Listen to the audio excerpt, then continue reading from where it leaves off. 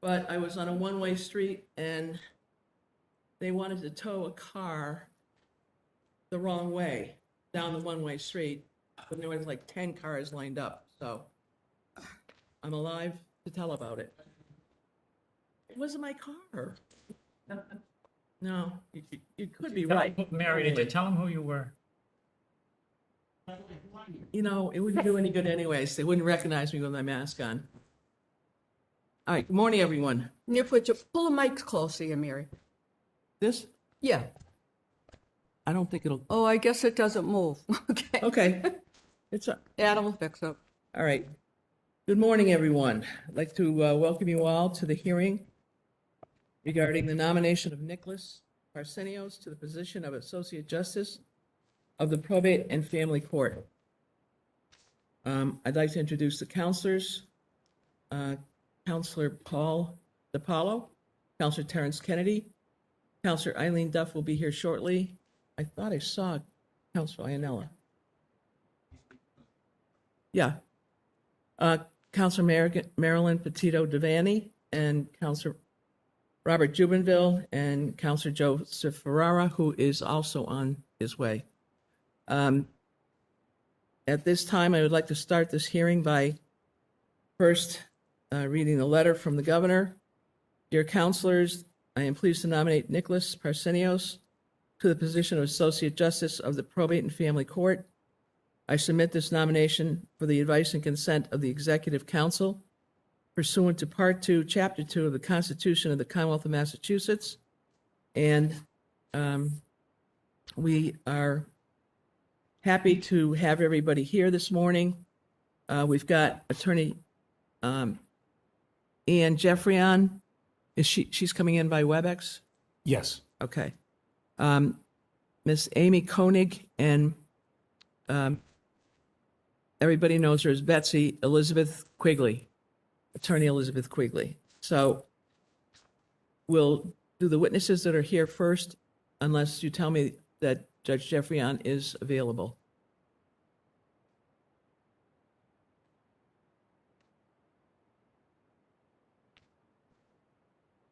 I believe she is available. All right. So this is the Honorable Eileen Duff and the Honorable Joseph Ferrara. Morning. We're going to proceed. First of all, I'd like the witnesses who are here to please stand, be sworn in. You swear the truth, the whole truth, and nothing but the truth as it relates to the matter now in hearing before this honorable body. Yes. Yeah. Thank you. All right. We'll start with Amy Koenig, and I would invite you to come and sit in the empty chair up here.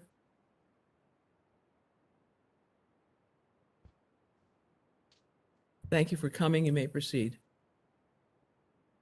Thank you. Good morning. My name is Amy Koenig. Is it an honor and a privilege to address the Governor's Council today in support of Nick Parsenios' nomination as a probate and family judicial appointment? I'm speaking to you today as a private citizen, not on behalf of the Massachusetts Probation Service, rather from my personal observations and experiences working with Nick for nearly 20 years in a professional capacity, as well as my personal perspective as a fellow parent. Nick has many qualities that make him not only a great attorney, but also a truly good person. He is kind, he is always respectful, and he displays the highest level of integrity day in and day out. I've only observed patience, attentiveness, and thoughtfulness when Nick deals with clients, fellow attorneys, judges, probation officers, and registry staff. Nick is a practitioner who seeks resolution for his clients. He counsels his clients to have realistic expectations of the court process and the outcomes. I often observe Nick listening intently to clients and helping his clients come to an agreement that they are comfortable with entering into, as opposed to just simply litigating a matter before the court. In Nick's work, he is always conscientious and concerned with the well-being of children. His concern for the well-being of children and his ability to see the benefits in coming to an agreement for his clients make him not only an excellent family law attorney, but will make him an excellent judge. When I pull a case to perform a dispute intervention with Nick, I'm confident that there will be a true focus on the issues at hand and an openness to resolve those issues for the betterment of the family. Overall, Nick's reputation is you just look forward to the professionalism when you work with him. Nick consistently gives his time through his volunteer work as the lawyer of the day. In this role, he counsels litigants on his legal expertise to those who have been deemed indigent by the court. Nick also serves on the panel as an ARC attorney. In this role, he's provided crucial information to the court regarding the voice of the child. Nick also has been vital in our Berkshire Conciliation Program. In this role, he has performed great conciliation work when appointed by the court, and this really has shown his strong skills in being able to listen to both sides of a case, act fairly, and look at settlement options for the betterment of the parties. Nick's pro bono work that I just touched upon has been instrumental to some of the most economically disadvantaged members of our community. Moreover, back in 2008, Pittsfield was identified as a hub location for Cultural Appreciation Day within the trial court. This is a week-long statewide celebration of the diversity, equity, and inclusion efforts of the court. This was going to be a large event, festival in Pittsfield, and we were going to have community members, employees, and nearly 100 high school and middle school children in attendance. We also wanted to have food vendors to provide for the kids and the community members that would serve ethnic dishes. It was my knowledge, and I was aware that Nick was involved with other charitable organizations in our community in a festival type format that provided ethnic food. So I reached out to Nick for a reference and connection. Nick, without hesitation, offered to make the food and bring the food to the event. He served baklava and the other panakopita, which is delicious and sold out. He not only brought the food, but he served the food in the booth. We also at this event had the Pittsfield Police Copsicle program. This is a mobile program that gives popsicles to children in the community by police officers. The whole effort of the program is to strengthen the relationship between law enforcement and children. I digress just to tell you that little background because at the end of the day, Nick provided all the proceeds from the selling of food to the Pittsfield Police Copsicle program. This is just a small example of Nick's character. Day in and day out, he just does what he needs to do to help out people and goes above and beyond.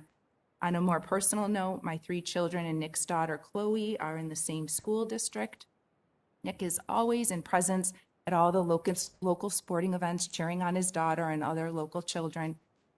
His picture hung in the lobby of our children's after-school program.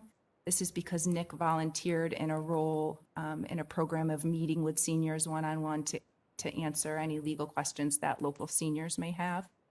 In general, Nick as a parent is just as respected, well-liked, and well-regarded as I described in his professional capacity in our community.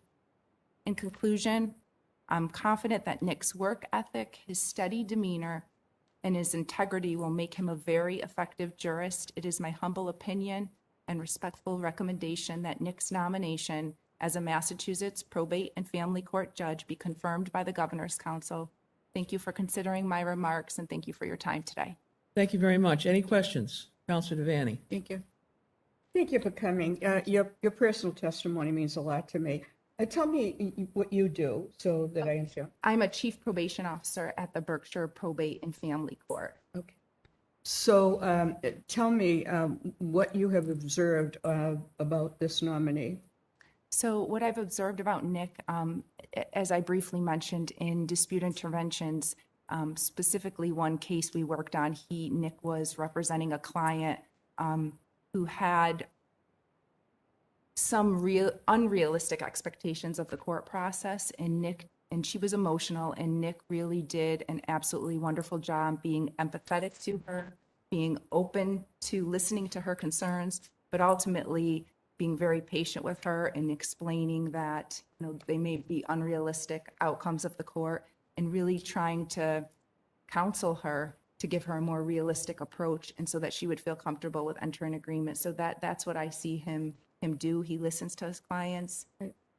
And he's had some sad cases about neglected and abused children. Have you seen that part of his, what he has done? He's done a lot pro bono. Nick has done a lot of pro bono work. Yes, as I mentioned, he has been an attorney for the local ARC program. Again, I feel like I've seen him work in the utmost sensitive nature, caring for children, listening to children, listening to families, and ultimately it feels like all of the work that he does, again, is for the best interest of children in mind. Well, that's good to hear. It really is so egregious that it seems child abuse seems to be increasing. And it's families, it's mothers, and killing them and hiding them, and it's just horrible. So I wanted to hear from you because I was impressed with his compassion for the children. And I think that's a good attribute to bring to the bench.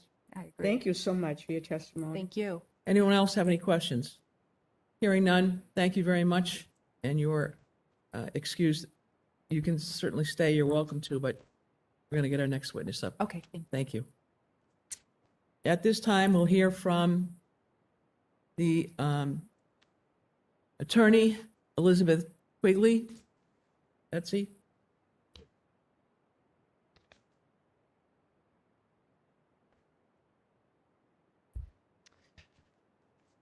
Good morning, counselors. As indicated, my name is Elizabeth Quigley. I'm a practicing an attorney in Berkshire County. I've been practicing law now for 40 years, and I've known Nick for the entirety of his professional career as a practicing attorney in Berkshire County. Just a little bit about my background to understand the perspective that I come from in terms of offering my testimony today. I have had the distinct honor of serving under the then regional judicial nominating commissions of Governor Weld, Governor Cellucci, and Governor Swift. And during that tenure, I had the opportunity to review judicial applicants, both in terms of their applications and their personal qualities for the purpose of making recommendations ultimately to the governor about appropriate candidates. In that capacity, over a very lengthy period of time, I've reviewed probably 300 or 400 applications and made numerous recommendations through the committee to the governor. And I have to say that having known Nick and also reviewed the relevant documents that he submitted for his application, I really can't think of a more highly qualified and excellent candidate for this judicial position than Nick. Part of our perspective at the time and part of my perspective now as a simple lawyer appearing before you as a witness is to impart the fact that there are different types of judicial candidates that come before this body. There are some people that will present with trial skills that span 30 or 40 years, and basically their main focus is doing trial work. Nick, on the other hand, is a diverse candidate, and I think that is his big strength as a candidate for your consideration. From his submissions, you will, I'm sure, notice that he has had an extensive career. He served as essentially a what would be Ohio's version of a DCF child worker, and in that capacity served children and had exposure to difficult situations that he had to intercede about for many years. He came to the law late in life. He became a lawyer when he was 30 and brought to the law the vast experience with families and children that allowed him to essentially start his career running.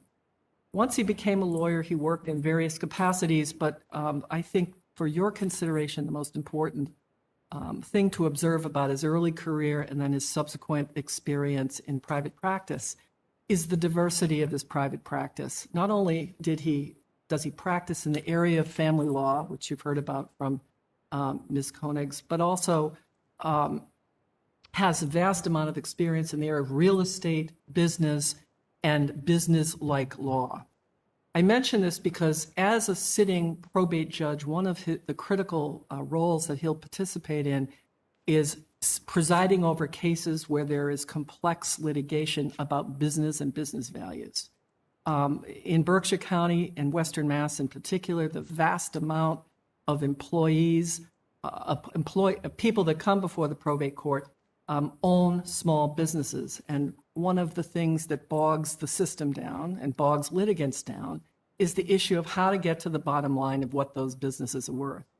The fact that we have an applicant here with such substantial experience legally in the area of business law and also eventually real estate, I think complements and really reinforces his strength as a candidate when it comes to presenting as a potential probate court judge. He also practiced and practices in the area of domestic relations law. I had the pleasure of dealing with many, many contested cases with Nick. Was an able adversary, always on target with the position that he took on behalf of his client. He was an extremely zealous advocate, but he was a reasonable advocate. And I think one of the themes that you'll hear echoing through all of the testimony of the different witnesses that present today is that people have a sense of relief when they deal with Nick, because they know that they're going to get somebody who is ethical, a straight shooter, fair, an aggressive and zealous advocate, but somebody who will listen and who is reasonable. And those traits are the traits that are immediately transferable to a judicial candidate and eventually a judicial appointee in terms of showing the strength of the kind of judge that Nick will be. He's at the time, presently, I believe he's been practicing for almost 23 years, and I think that allows for a plethora of experience in all of these areas. But again, his general practice experience is very diverse and will be a great aid. Knowing how things work in Western Mass and the Western Mass probate judiciary are very collegial, and they consider themselves in a way a certain unified unit. Many times judges will call one another and seek advice about a particular case because, hey, look, have you ever confronted this kind of issue? Nick will be that kind of resource for the other judges that sit on the bench who have come from other good and comparable experiences, but not the very same experience that he presents in terms of his legal diverse background. Nick eventually became essentially the organizer and chair of the Berkshire County Probate Court Conciliation Program. This is a program that was started to help with high conflict divorce cases in Berkshire County. Now, unfortunately for the courts, and maybe for me as a lawyer, I tend to get involved with many cases that turn out to be high conflict cases. That being said, Nick has presided over this program with great integrity. He has participated in many, many conciliations of cases that were unsolvable. He eventually solved them, and he has convinced numerous attorneys to participate and volunteer their time in this program. I think that the qualities that Nick identifies in his application for what a judicial candidate should have, he satisfies in spades. He says that a judicial candidate should have a history of service to others and the community. I think that goes without saying, and you'll hear that from the other people, I believe, that testify on his behalf as well. He says that a judicial candidate must demonstrate an excellent temperament. Go ahead. An excellent temperament. He does, and I think you'll be able to be the best judge of that. Finally, he asks that a judicial candidate have a reputation for adhering to the highest ethics. He does. And finally, that they show an ability to work with others collaboratively and effectively. All of those qualities apply to him, and therefore it is my great pleasure to wholeheartedly recommend his candidacy and approval as a judicial appointee. Thank you very much for your testimony here today. I would like to introduce Counselor Christopher Iannella and Hi, good morning. Counselor Jubenville. All right. Counselor Ferraro, were you raising your hand? No, it's pointing to Council Jubenville. Okay. Counselor Jubenville. How are you? Good, very well, thank you. Thank you for that presentation. Thank you. So how long did you spend on the JNC? I'm going to say around 12 years. During Have you the, ever had it happen to you that you went into a court, somebody said to you, did you vote for this judge that's on a bench? I don't think it's ever happened to me. Really? It happens to me all the time. Does it really? No, I think people were afraid Only to they say. say, did you vote for that? Yeah. they No, I don't think. I think people were kind of, maybe it's a little bit different out where we are, but people were kind of afraid to mention something like that. At least that's my So what perception. I'm looking for, and I thought with your experience, you could give me the answer, is to know which ones are going to turn out bad before I vote. Well, I hope that none of them turned out bad that I voted we for. all but- hope for that, but we know that's not right. Right. So you don't have the answer for me. Well, I'm not sure I know the question, so why don't you say it to me again? Pose it to me Well, again. you vote for somebody, Right, and you think they're a good candidate. right. And then you're in a courthouse and somebody says, you vote for that person that's sitting on that bench. He or she is the worst judge I've ever seen. Right, Or words to that effect. right. Never happened to you. It really hasn't, but if it had happened, I'd also be thinking about the questioner. Because, So let's assume it had happened. What would you think about that after you got through with your? well, I would say that, the only predictor of future conduct is history, right? And to the best of our ability, we have to look at the history of a candidate and the history of a person and hope that the trajectory forward is going to be consistent with that history. Everybody can make a detour, as we're all human beings. People are fallible, and sometimes judicial candidates that become judges can be fallible. But if we look at the history, and if the history is strong enough, it's a very strong predictor of how they're going to achieve on the bench. So, Well, I would somewhat disagree with you. I have known lawyers that I thought were wonderful people, right, good lawyers, good personalities. Then they become a judge, right, and I shake my head. So I asked a very wise man that worked here for many, many years, 50 something. How come I miss these things, the candidate? How do I miss that? And he said to me, you don't miss it.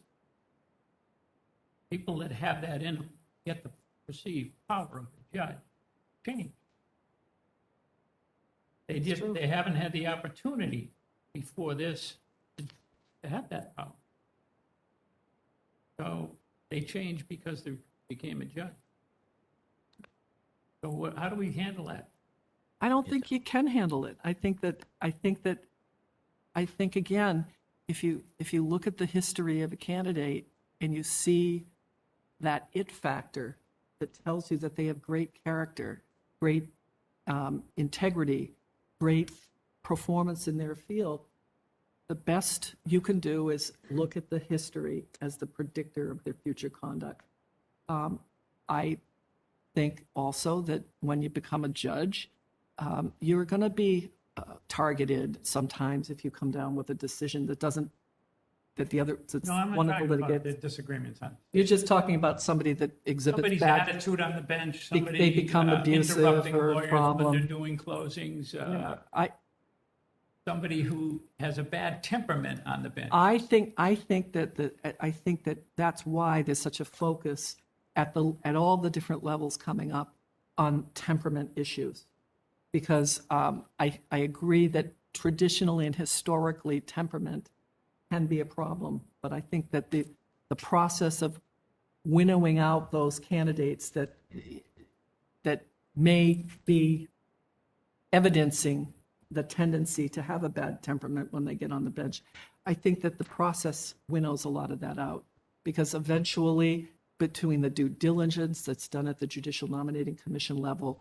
the Joint Bench Bar Committee level, the investigations that take place when the governor is investigating the candidacies of people for the purposes of appointment, I think that front and center is temperament and the prediction of how this person's going to eventually. If that were true, then we would not even be having this discussion, would we? Well, I think that unfortunately we're dealing with fallible human beings on every level. Well, we get the applications like you do. Right. We get the references like you do. So I know enough to know that no one ever puts anything bad in their own resume. Right. And they don't put people down to call Right. that they've had an issue with. Right. So when somebody says, well, all these references, well, yeah, but you've called them all before to ask them if you could put them down. Right. They're not going to talk bad about you now, Well, right? I have to say that in my experience, and this is just my own experience, I have been called by different people along the pathway to a judicial appointment, and I have had to say things that sometimes I didn't feel very good about saying about a particular candidate.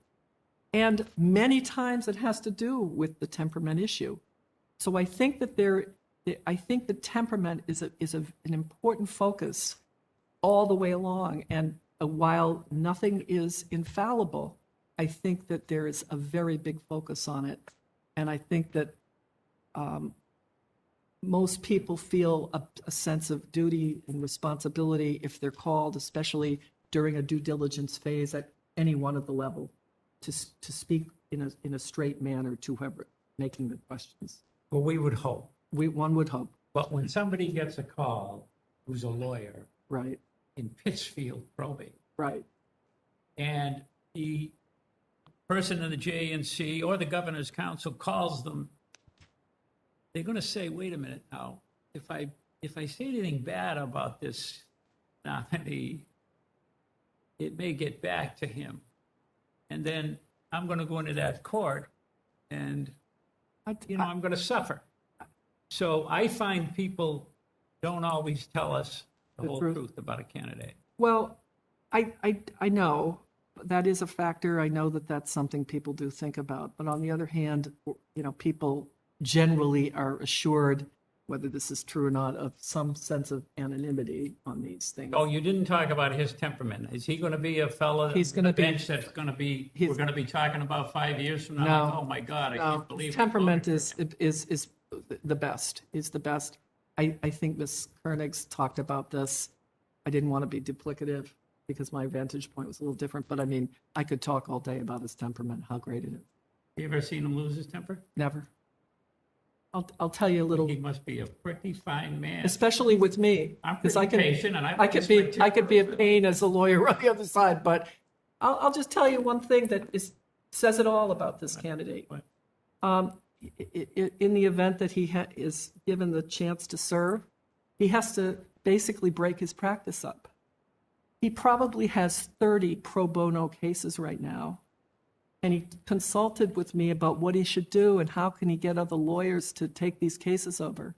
And he offered to retain people out of his own pocket. Really? That's the kind of guy he is. We should give him our cards. Yeah, I know. I know. And people adore him, and nobody would everybody out of respect for him would take his clients over without question as a newly hired pro bono client. But that's the kind of guy he is. So when the temperament issue, I think you heard about previously. I didn't want to overwhelm the council with that, because I think the perspective I have is a little bit different than that. But I mean, he's got the best temperament ever, and I think If I do work in Pittsfield, so if I hear something bad about this nominee after he's on the bench, I can call you. you can call me. You can call him, right? Right. Thank you very much. All right. Thank you. Great, thank you. Counselor Kennedy? No. I served under Governors Weld, Salucci, and Swift. In that time you were on there, you never got a single complaint about any judge you ever voted on? No. Because Council Juneville and I talk about it all the time. We're in court every day. He's Yeah. in court every day. I'm in court every day. Yeah. And I can't walk through the courthouse without hearing something about one judge or another. And most of them, by the way, that you hear about are probate judges. Right. That's most of the complaints. Well, so just so you know, our regional JNC at the time, we did not do the probate judges. We did the district court. I hear about district court and superior Yeah. court too, but most of them are probate court. Not too many of them, Right. but there's, as Councilor Devaney always says, we don't have a crystal ball. Right. We can't tell how people are going to act when they're on the bench. Right. But there are people that we've put on the bench that I thought would be terrific judges that are up there just treating lawyers awful. Right. Not many of them, but there are some. And when you don't hear about the good ones, you hear about the bad ones. I find it hard to believe 12 years. I assume people knew you were on the JNC. Oh, yeah. And I'm in court every day, too. So I'm in front of them getting, bounced around all the time. No names. Yeah. But there's, I'm sure there are some judges you voted on that you're looking at and say, oh, geez, why did I vote for this person? No, I don't think I None? felt that. I did not feel that way. No, I didn't. I think I got a couple, and I can tell you right now, by the time I go to court tomorrow, they're going to be asking me who they are, if they were one of them. But I got a couple, sure. Yeah. I go in. Point of information, that was back when she was on, it was a regional. No, I understand how it worked. Yeah, it did. I know it was a So different she setup. only dealt with good but people still, out the West. Still, I mean, you're still voting on people that, there are a fair number of judges out in Berkshire County that, Oh, yeah. so I can't believe they're all perfect. Nobody's perfect. Right? Well, Talking to the council. Thank you. Oh, thank you, Councilor Kennedy. Councilor Devaney. Thank you. Thank you for coming at such short notice. Yes. I want to know what you know about this, a nominee, but I'm curious about the JNC. Because you're not the nominee, but I'm very concerned about the JNC, the way it's being run now. So you had 21, you were one of the 21 attorneys that was chosen. Well, at the time I was on the JNC, there were actually, I believe, 4 JNCs. And there I'm was sorry. a Okay, separate. all right. and there You was had the a- district. You And had there the was a district. separate juvenile JNC. Okay, And all then right. there was a big JNC. Yeah, that answers it. Okay, I want to ask you about your experience with the nominee in court. How many times have you been, approximately, that you've been maybe the opposing attorney? I'm going to say over the last 20 years, 30 times, 30 to 40. Oh, wow, you got a good witness. I'm very interested in mediation. Yes. And, but first, I just want to get back, just to get my comment in. I know someone who should be removed from that court. I've got more complaints, but you know what? She'll never be removed, and she's hurt so many good people. Enough said, okay? But anyway, about mediation. You had one case, mediation. You represented Mr. Austin? Miss Austin. I'm sorry. I had Miss Austin. Okay, it says Randy. I thought that was. Yeah, the girl. Oh, okay. I'm sorry. Okay, so that's still going on? No, it's resolved. He resolved it finally. Oh, great. So I know, but you tell the public about that. All right. So this case was a very hotly contested trial. We had to reconstruct a prenuptial agreement that got destroyed from our point of view by the other side. So eventually, through several documents and through oral testimony and part compliance, we were able to convince a judge that there was a validly executed prenuptial agreement, and eventually he enforced it. And this is a multi-million-dollar case. It's about $4 million involved. Wow. So the long and short of it is, we have in Berkshire County, we have a lot of real estate in the southern Berkshire area that's very valuable. And they did have a home in Monterey, Massachusetts, that eventually sold for over $1 million.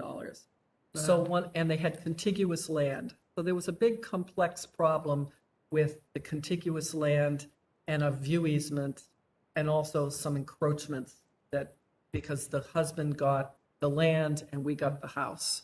And so Nick stepped in and he developed a good trust with both of them, but in particular, Mr. Ferger, who was the husband.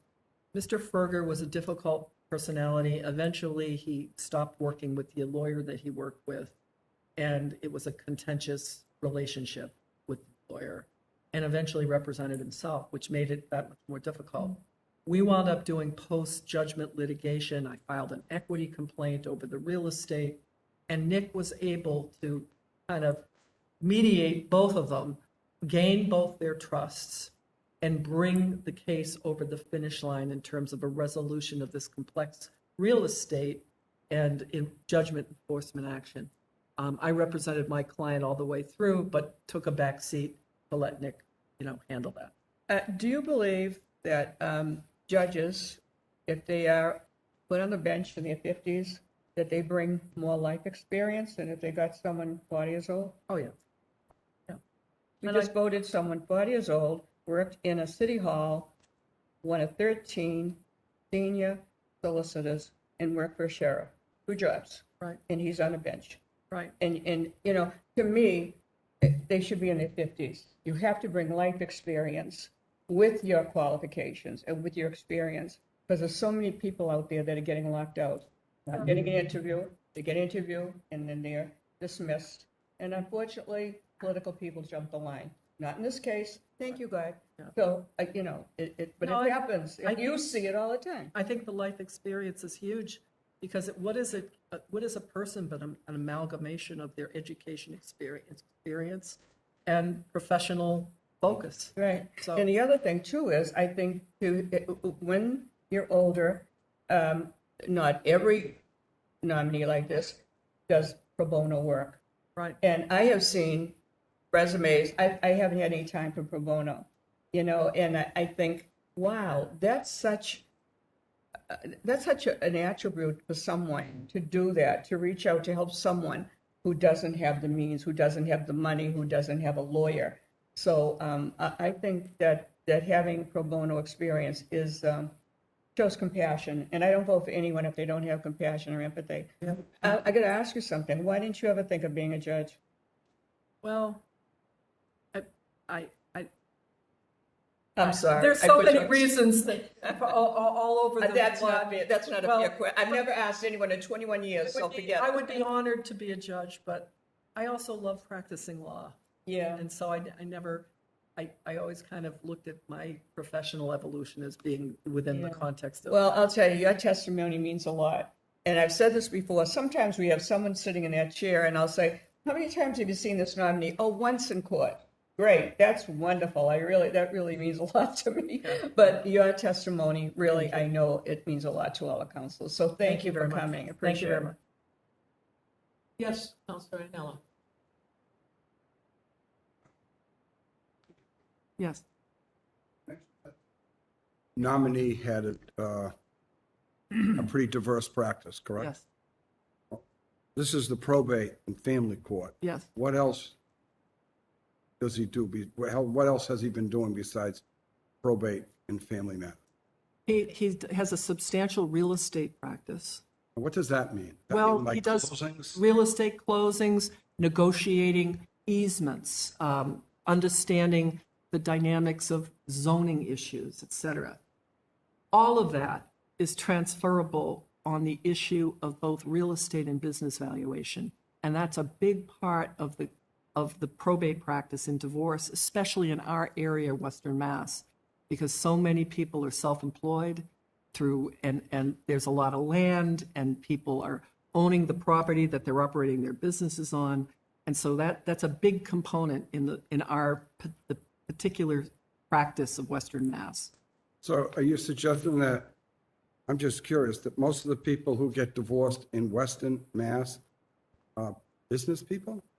No, Because I can tell you that I'm from Suffolk County. right. I don't do probate. I think I've done 3 cases my whole life. But I would venture to guess that 98% are not business owners. And so, Well, are you suggesting out where 50%? there's a lot. I mean, people are landscapers, have their own little landscaping Well, business. we have those people. There's contractors galore. Every type of trade person you can think of. There's a big construction boom out there right now. So Excavation. So people have these little mom and pop businesses. Yeah. And we don't have that much industry out there. So you don't have these middle class, jobs that are where people are bringing home a paycheck. I mean, I have a very substantial probate practice, and I'm going to say a third or more of my clients are in some form of being self-employed. Okay. So these mom and pop shops, as you said, why is it so important to have business experience? Because so now you've got this mom and pop business, maybe it employs 6 or 7 people. Now you've got it's been in business for 30 years. Now there's a divorce. Who gets the business? How is the value established? How is it established in relation to the property that it operates on? Let's say that it's a tire distributor and it's on commercial property. Well, how is that property evaluated? It's a closely held business. There's 1 or 2 stockholders. Those are the kinds of things that our probate judges deal with day in and day out. I'm sure that if you get into more rural areas, other than the urban areas where there's the socioeconomic level is different and there's different types of employment opportunities for people, it's different. But out where we are, that's really a big deal. And so to understand the ins and outs of real estate values, to understand what an easement does to a particular piece of property in terms of marketability, to understand the tax implications of a closely held corporation versus a C corporation. Those are things that Nick knows about because of the practice that he's had and because of the diversity of the practice that he's had. Okay. No, I appreciate that. I was just under the impression that the Bernier case Yes. controls all of it. I mean, Well, it doesn't. It doesn't. Excuse me. Oh, sorry about that. That's all right. I mean, if you have a business and they're fighting over the value of the business, both sides are going to get experts. And at the end of the day, the Bernier case is that's what it's about. Whether he got a ton of experience or not, it's good that he has it, and I appreciate it. But to me, the Bernier case is going to. The Bernier case is very important for many different propositions. However, there are some there are very serious disputes about the Bernier case and whether certain aspects of it control or whether the pre-existing law still controls and that it's fact-specific. I just had a case where that came up recently, and I have the great pleasure of knowing personally and also appearing before Judge Randy Kaplan, who wrote the Bernier decision.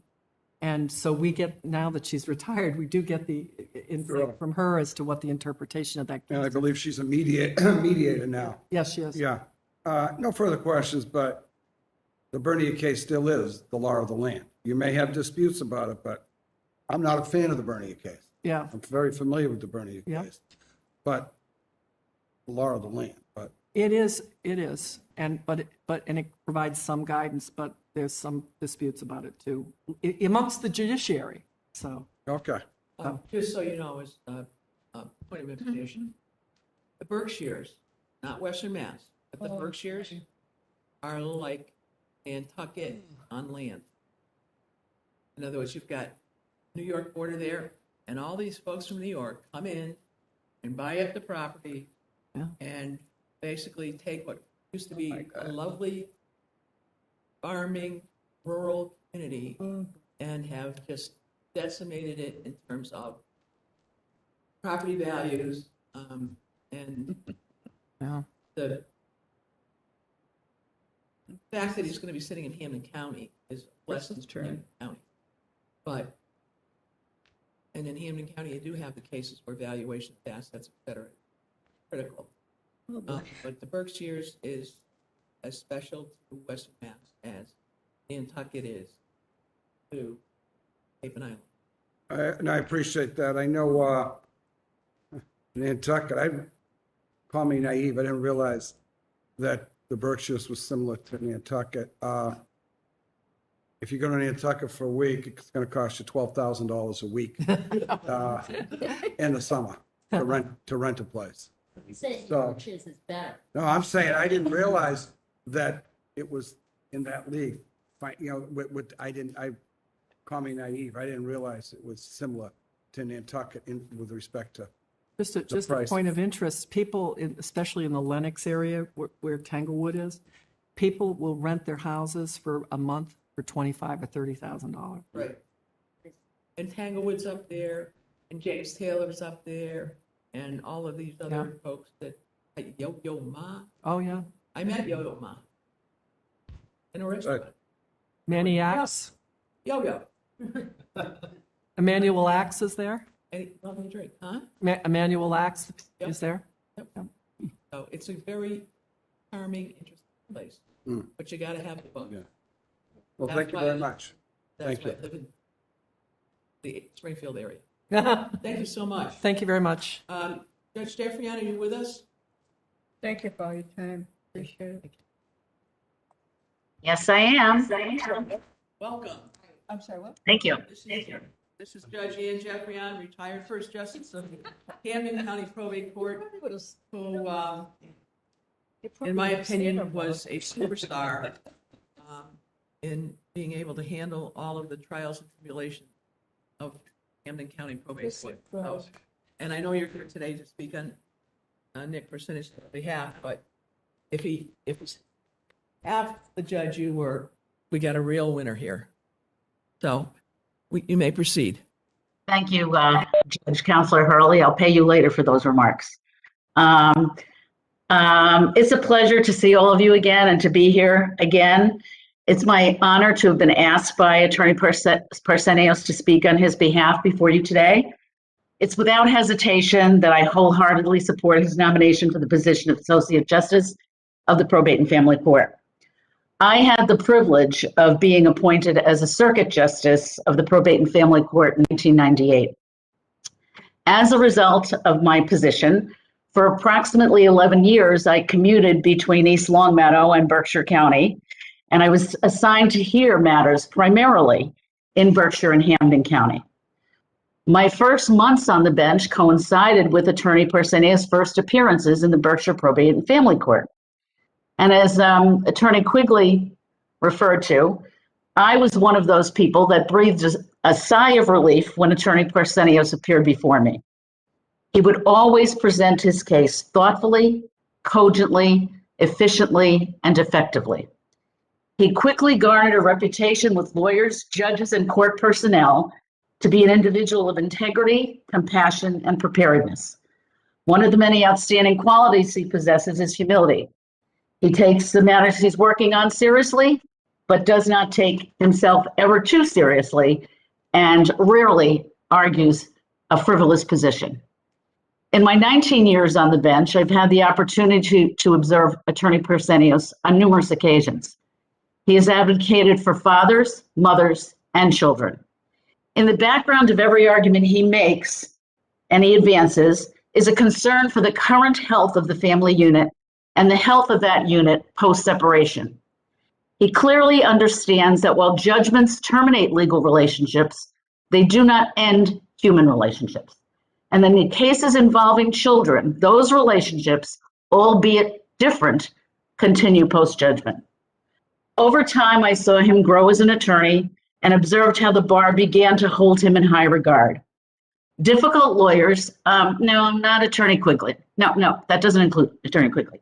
Difficult lawyers who are unable to agree on much often agree to submit their dispute to Attorney Parsenios as conciliator or a mediator in order to attempt to reach settlement. He settled some of the toughest cases that seemed would only be resolved by difficult and prolonged litigation. Lawyers would choose him as a mediator due to their respect for his demeanor and command of the law. Litigants appreciated his kind, respectful, and even-handed approach. Having served on the bench for 19 years, I contest to the fact that being a judge in the Probate and Family Court is extremely challenging. Attorney Parsenios has expertise over the years that demonstrate he has a keen grasp of the procedural and substantive law required to be an effective judge. However, what I feel is even more important than that. He has a demeanor, character, and temperament that is so needed and so vitally important, particularly in the role of a probate and family court judge. He is patient, calm, kind, and respectful to court personnel, litigants, lawyers, and judges. Those characteristics can't be learned, taught, or acquired. In the current environment, there are additional difficulties and challenges that attorneys Parsenios will have to face. Mounting case laws, backlogs, and insufficient resources. I am confident he is up to the challenge. He will judge as he demonstrated in practice, by following the law first and rendering decisions fairly and equitably without bias, prejudice, or favoritism. Attorney Parsenios is deserving of this nomination as Associate Justice of the Probate and Family Court and as a former judge in the Hampden County Probate and Family Court. I urge your support. I thank you for your time today. And once again, I would like to express my appreciation to all the counselors for your time and efforts throughout this process. Thank you. Counselor Farrar. Judge, thank you for your kind comments. Have you ever seen him during a trial? No, Do you know how many cases he's tried? I think he's only tried 5 or 6 contested to conclusion. He's done an awful lot of pre-trials, motions, contested motions before me. Those are by representation primarily. So I've never seen him try a litigious case. Yeah, so sometimes I'm confused because we've had people come in here and say the best divorce lawyers don't actually try a lot of cases because they resolve everything. And then we get other witnesses who said, I've tried 100 divorce cases and I'm great. So I'm not sure, which is true, or somewhere in the middle. I think it's somewhere in the middle. Do you think having tried 5 cases is enough to become a judge? Yes. And what would be Yes. the basis for that? Like, Well, I think issues and things of that nature. I know that he stays current in the law. I know he participates in MCLE. He's at any time we did an annual seminar in the Western Mass, which initially Judge Koenig and I started for all Western counties. He was always there. I think the most important attribute that he has is demeanor. Great, thank you. Any other questions? Counselor Devaney. Nice to see you, Judge. Nice to see you again. Yeah, welcome back. Thank you. I was wondering if there is one time that you saw this nominee that it impressed you. Was it a conciliation? What was it that you observed? Well, his appearance to me in court, as I mentioned in my presentation, there are a lot of lawyers that you struggle to retain your demeanor when they appear before you because of arrogance or whatever negative quality they may have. It was always a sigh of relief because he was so clear, cogent, efficient in his presentation, calm. It was a delight for him to appear before me. I know other judges feel the same way. You just breathe a sigh of relief that you have somebody here who knows their stuff, who's not going to present improperly, and is fair and mindful of that.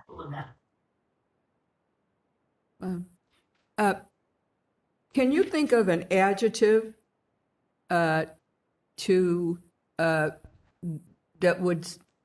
would give to this nominee that he would bring to the bench?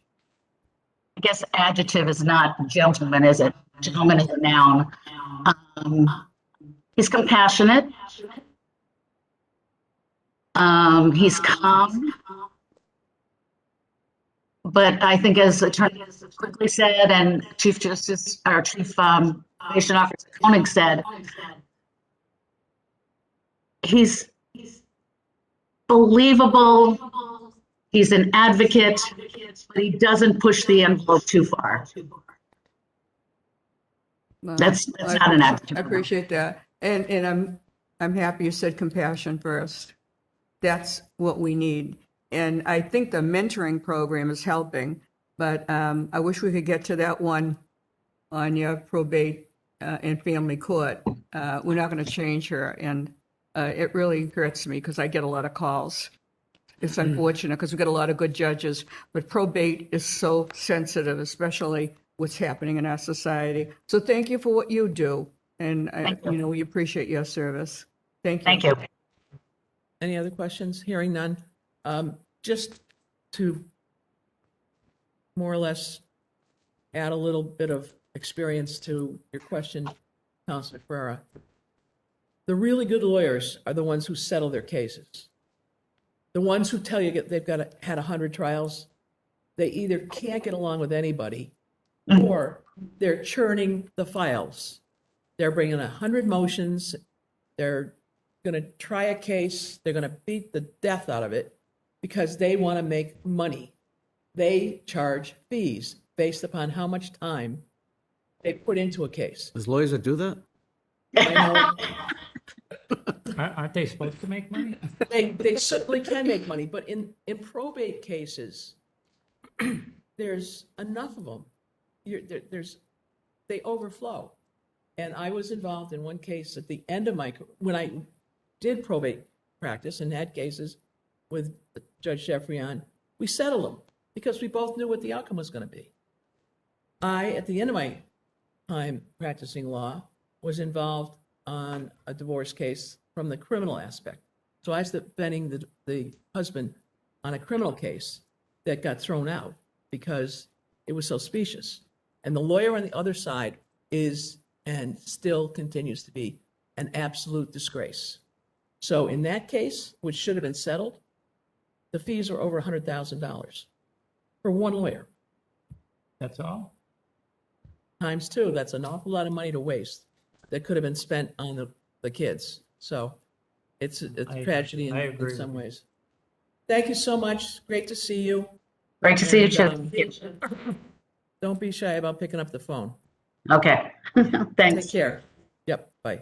All right, it's 10 after 12. I have not heard anything about when the LG is going to appear. I did just see her walking down the hall, so she's in the building. Okay.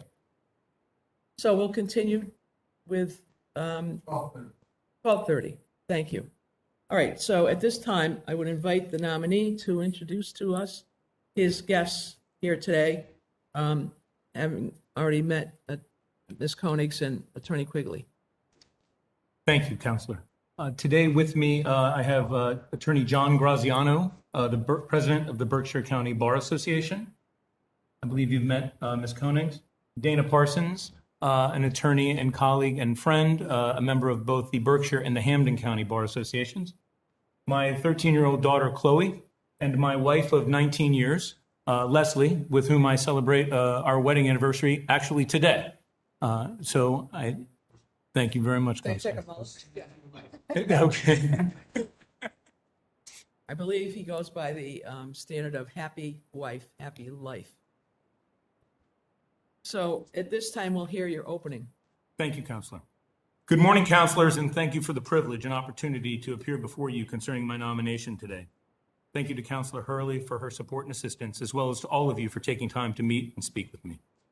I would like to express my deepest appreciation to Governor Baker, Lieutenant Governor Polito, the Governor's Legal Counsel, Mr. Ross, Lauren Green Petrigno, the members of the Judicial Nominating Commission and Mass Joint Bar Committee for bestowing the deeply felt honor and overwhelming privilege of appearing before you today.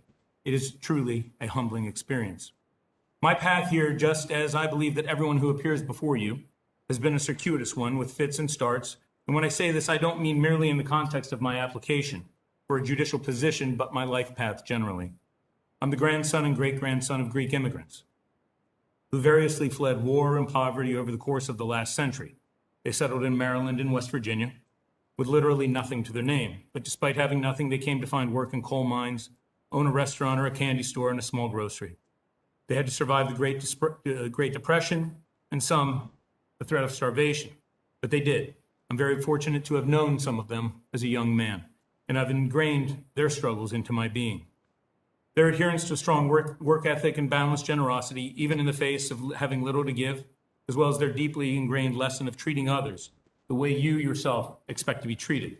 It's these memories and lessons of those who came before me which drive me and which act as an ever-present reminder of my own privilege and how their sacrifice and struggle have made my life an easier one and one I believe they dreamt I would have.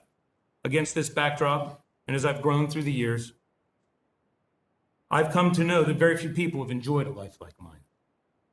I don't mean to imply that I come from a wealthy background, but a middle-class one, with an intact family where my mother was a school teacher, my father a claims adjuster who had a law degree but never practiced law, and he was the inspiration to my becoming a lawyer. They were each the first to attend and graduate from college in their families. Despite being raised in a strict household, I always knew I was loved and supported.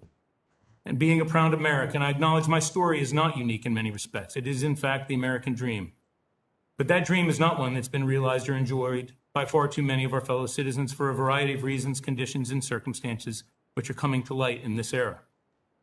With my upbringing and these various realizations as a backdrop, and as I grew from childhood to adulthood and observed how many of those around me did not come from this same background, I elected to strive in my own life whenever possible to help others.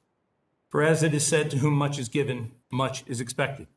As attorney in this great Commonwealth, I've sought to do my part to be a contributory citizen by working hard, raising a family, working with and for those less fortunate, whether it's through my own pro bono work, acting as an attorney representing children, working in several Lawyer for the Day programs, being a member of the Berkshire ARC Human Rights Committee, which acts as an independent oversight board concerning the treatment, health, and safety of the disabled within the organization's care, acting as a volunteer program coordinator for the Probate and Family Court Conciliation Program in Berkshire County, helping out our local youth association, or working and managing our church's annual Greek festival. I strive to give back with an eye towards lifting up. My work ethic, as I touched on, comes from witnessing those who came before me.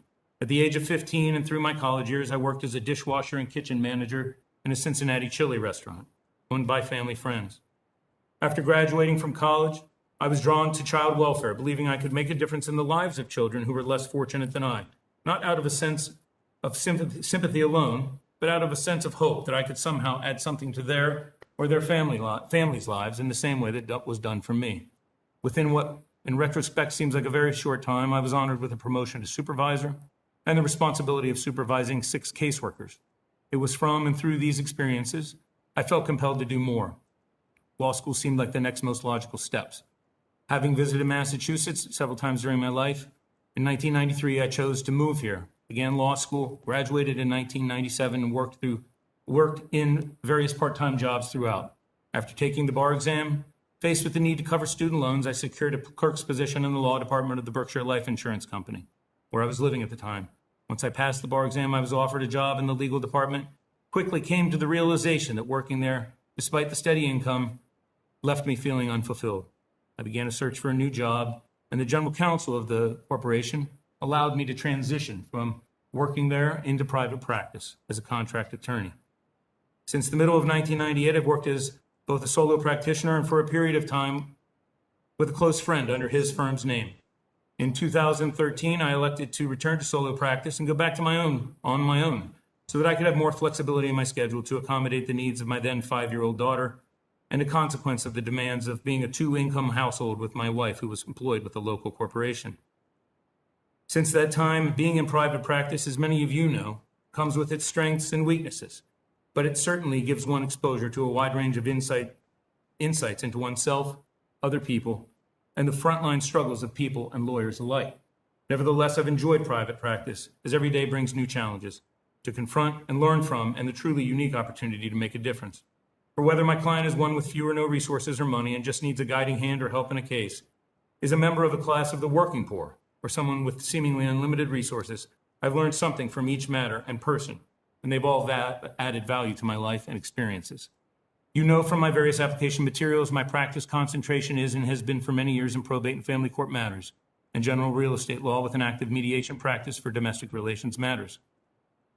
I've worked on substantially all of the wide gambit of matters which come within the purview of the probate and family court, from prenuptial agreements to custody disputes and complex divorce cases to probate matters where the decedent, in one instance, was the victim of a homicide, and all the unfortunate, sad, challenging, tragic, desperate, and often contentious types of matters in between, with a broad cross-section of our fellow citizens.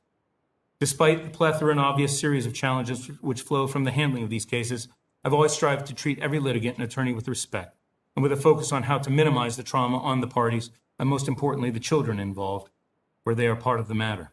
In 2016, I was appointed by the local bench bar to act as Berkshire County Probate Family Court Conciliation Program Coordinator. And with the invaluable assistance of a truly great group of conciliators and the obvious support of the court, we've been able to build a program and create one which enjoys a very high settlement rate. I'll admit I've gotten credit for a lot of the work the program does, which I find misplaced, because it's only through teamwork and the contributions of time and talent of the conciliators and the clerk's office staff the program has been able to get where it is today. It's from my participation in that program and the interest in seeking a judicial appointment originated. Process of guiding and working with attorneys and litigants in the context of the disputes which come before the probate court, through negotiation towards a resolution of all or at least some of the issues which divide them, and seize the seemingly interminable and perpetual suffering these families go through, which they as litigants go through, and not to mention the degree to which litigation encumbers the ability of the litigants to be co-parents.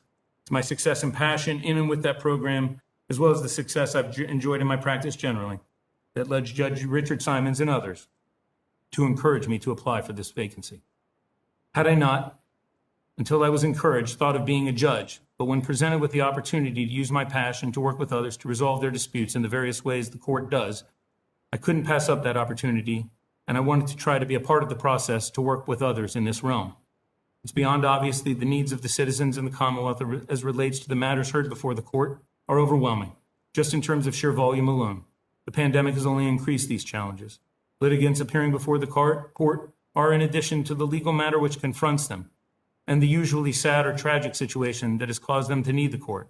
They're struggling financially, trying to juggle a multitude of factors, including how to navigate the court in the first place, poverty, daycare, demands of work, struggles with poverty, etc. The lives of litigants and the practitioners which appear before the court seem to be in a perpetual pressure cooker.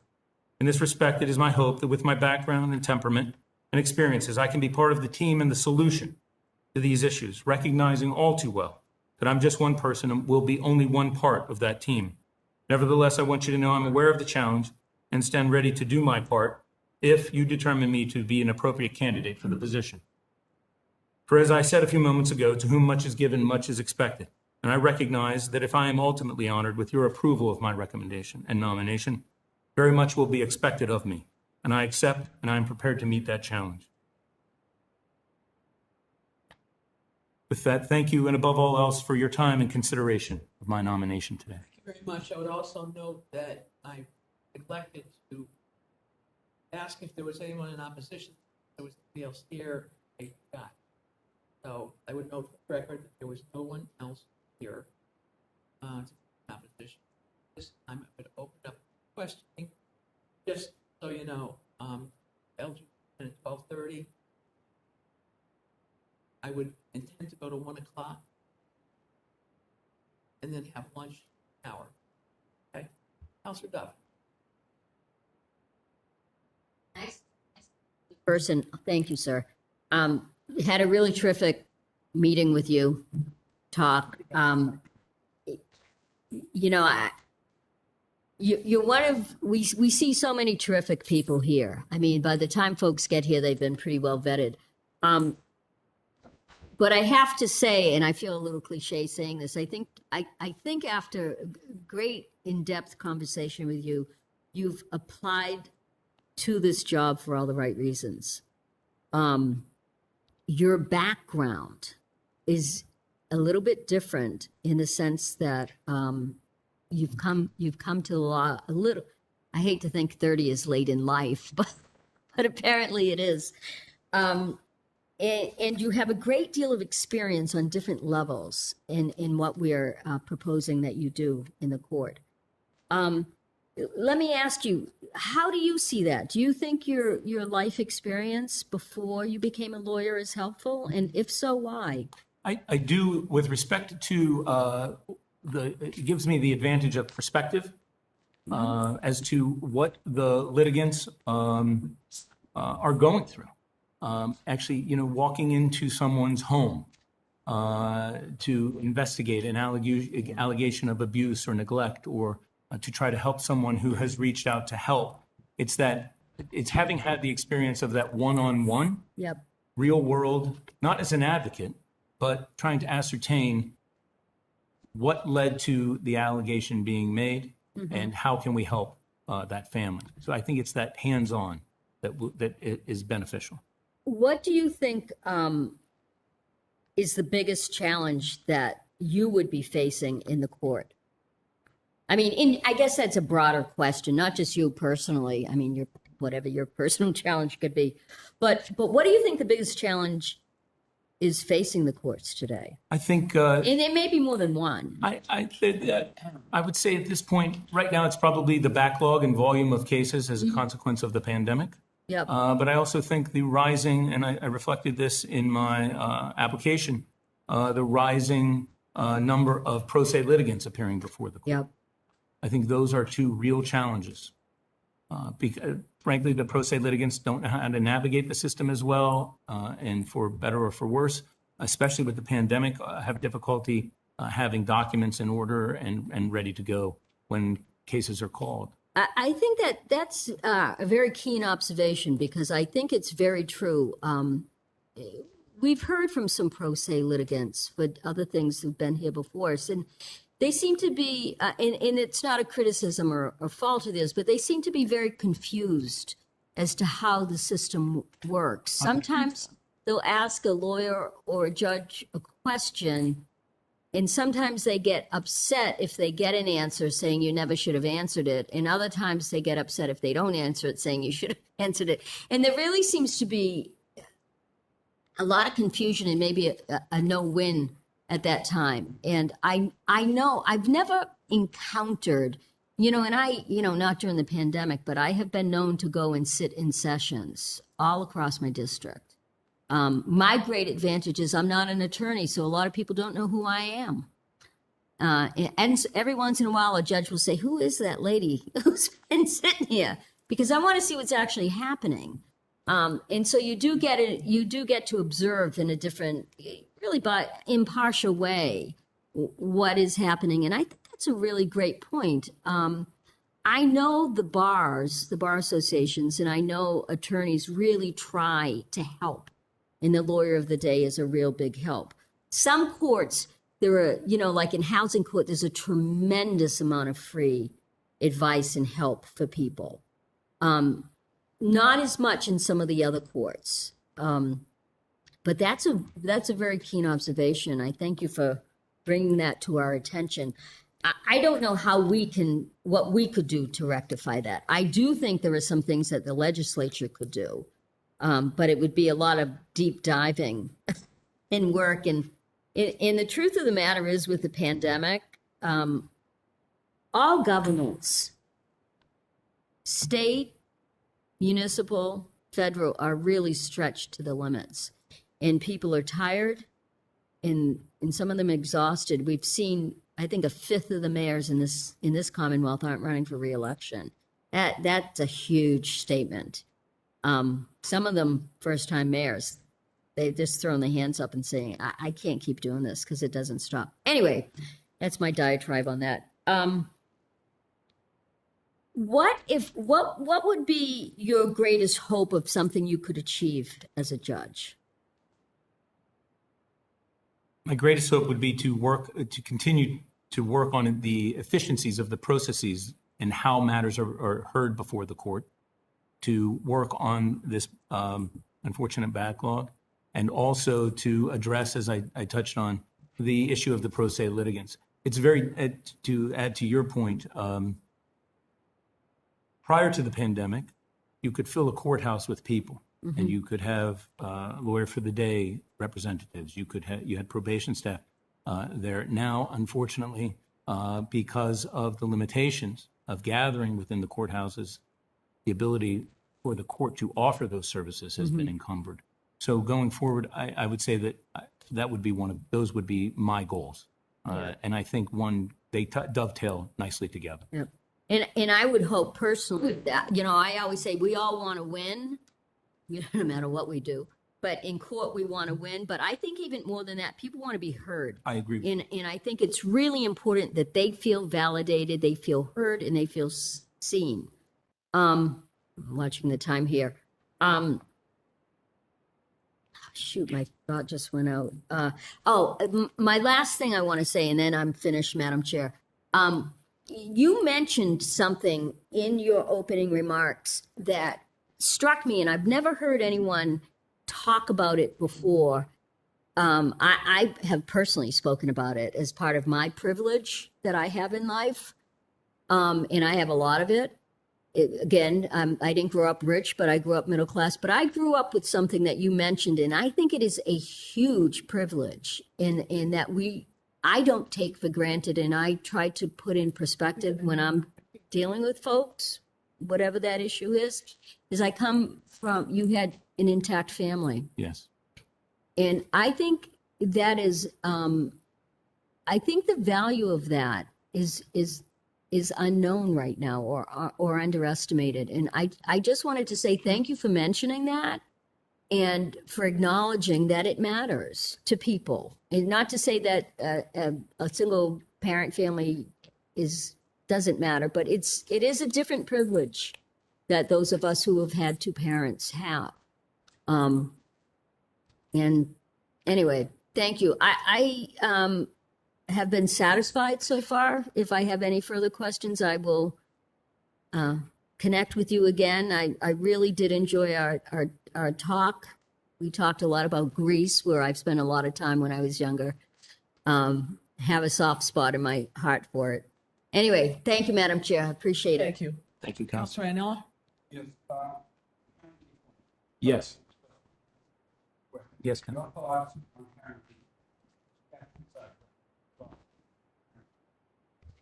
A child should enjoy the benefit of having both of his or her parents in their life, absent one of the most extraordinary of circumstances, violence, abuse, anything of that nature. I got it. Does that mean 50-50?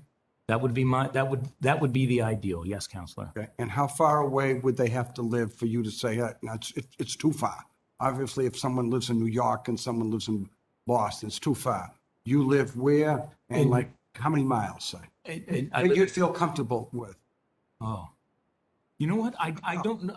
Not to challenge in any way. I don't know that I would put a numerical number on in terms of miles.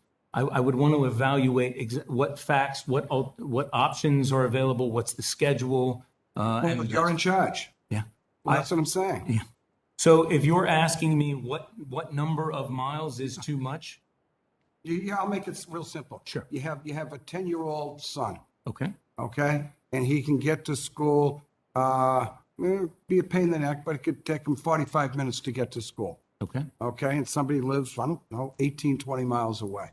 Okay. And the parenting plan is, well, you tell me. And it's contested.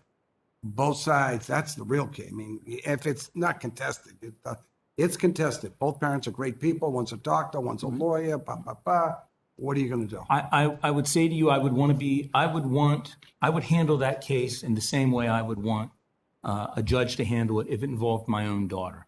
And that time in the car, while not perfect, not ideal, sometimes those are great moments and give parents great opportunities to spend time with their children. So the amount of distance relative to travel, I will readily acknowledge that, there is a too far distance, but sometimes that's an excellent opportunity for the child and the parent to bond, especially in the age of devices. I get it. Without due respect, I'm a real staunch advocate for children. And without due respect, you really didn't answer my question. Oh. So in other words, would you give someone 15? Again, you said your daughter. Yes. You live, it's an hour ride. Yes. To go to the school, whatever school yes. she's going to go to, an hour away. And would you have a 50-50, 3.5 days at your house, 3 days, one person's house, 4 days, and then alternated? That's something you like? That's too much. It borders on too much because of if you're talking an hour, because that time starts to detract from the child's ability to sleep in, do homework, and things of that nature. So I think anywhere when you start talking about transportation to school in the hour range, I think you start to get into a complicated. And you'd feel more comfortable in the hour, like what, 5-2, every other weekend? Something along those lines. Yeah, really disappointed in that. I know a situation. There were two children an hour away. okay? They had to take a boat, and then they had to take the train, and it was exactly 50-50. Disappointed in the answer because I'm a strong advocate. Maybe I'm missing something, Counselor. I apologize. Okay. I'm familiar with a situation Yes. where 2 boys lived in Hingham 4 days a week and lived in Jamaica Plain 3 days a week. And then it was alternating. 4 days in Jamaica Plain, 3 days in Hingham. They had to take a boat. You got me, a boat, okay? Then when they got to the boat, they had to take a train. It was a little over an hour. It worked perfectly. So I hope you'd have a little change of heart on that. In that respect, yes, I agree with you. And that's why I was suggesting, Counselor, and again, not to be argumentative, just so that I can clarify my position.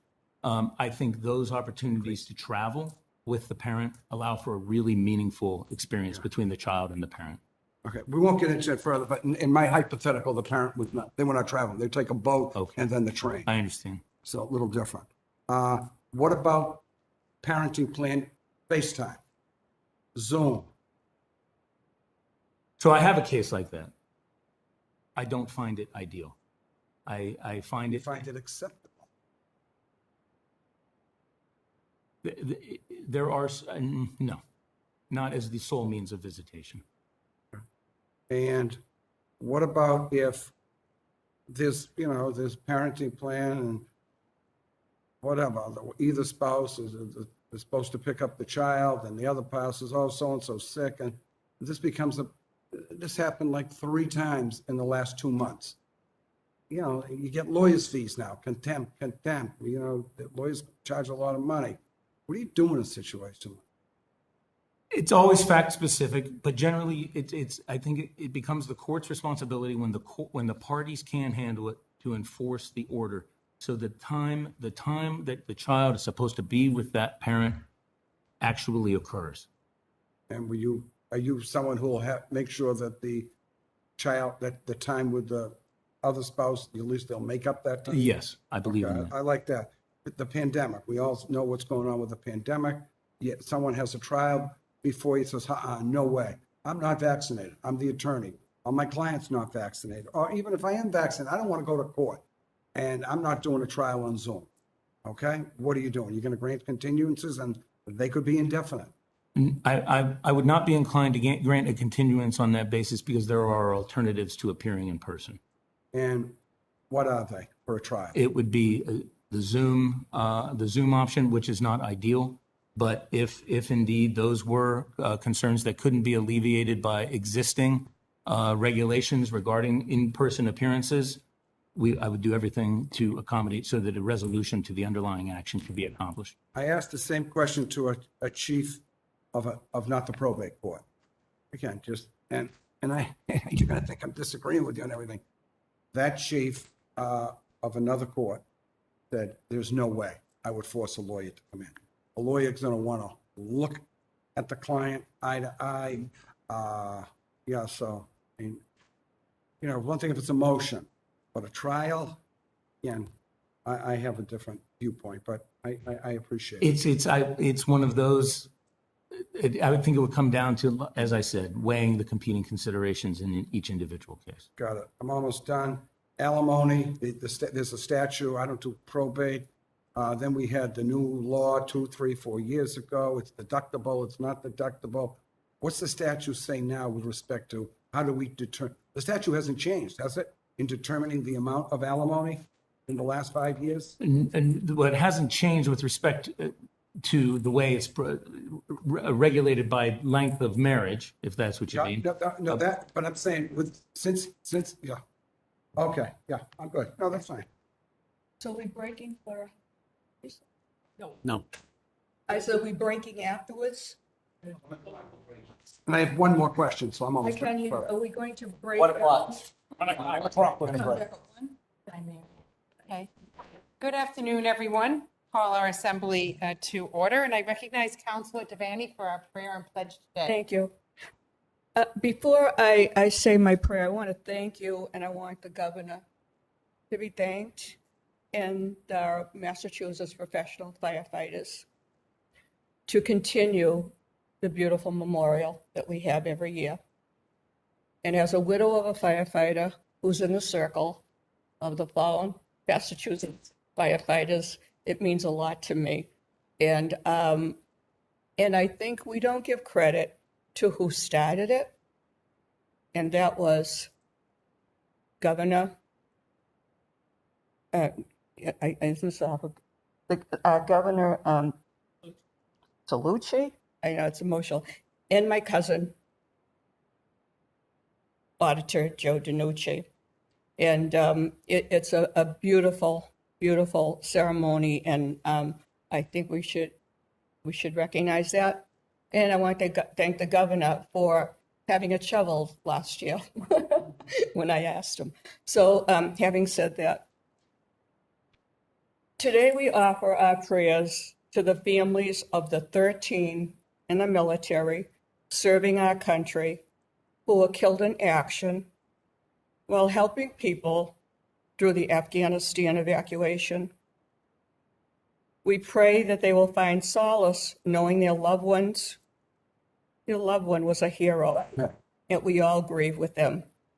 We especially remember our local hero, Marine Corps Sergeant Johanna Rosario Picado of Lawrence. We remember, and we will never forget, the families of loved ones who died in 9/11.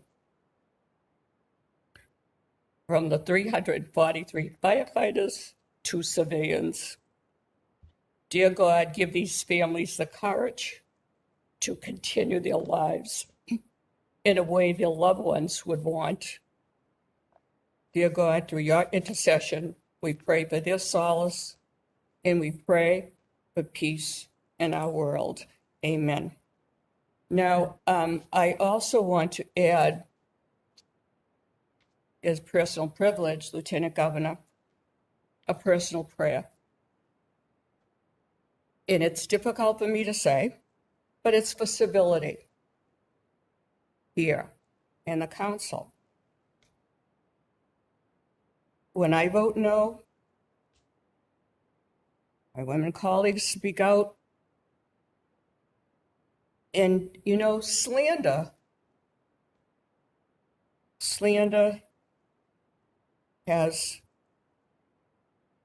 goes out to a lot of people, and it affects a lot of people, and it has affected me. In the past, when I voted no on a nominee, and my two colleagues said that I was prejudiced. And that public quotes of my colleagues went out to my 32 district. 800,000 people read that. I can't take those words back, and I'm proud of my record. So it was difficult for me to come to the last assembly. It was a day after my sister Alice was buried.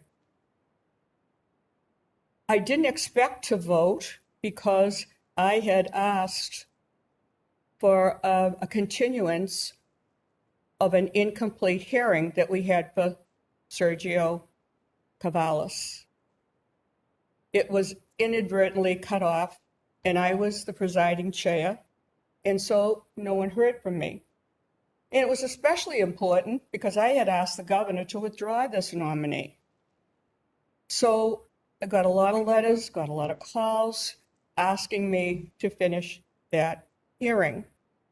So I sent a notice to the lieutenant governor, the governor, the attorneys, all the counselors, and said, you know, I'm only going to have counselors who were present who didn't speak. And that was me. So they could come. We don't have to have a quorum. And it'd probably be 10 or 15 minutes.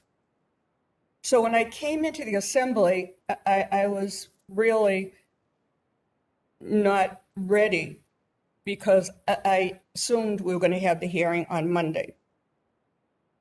And when I voted no, my women colleagues said it was a smear campaign that I was having, and I only wanted a hearing to change votes. These specious accusations must stop.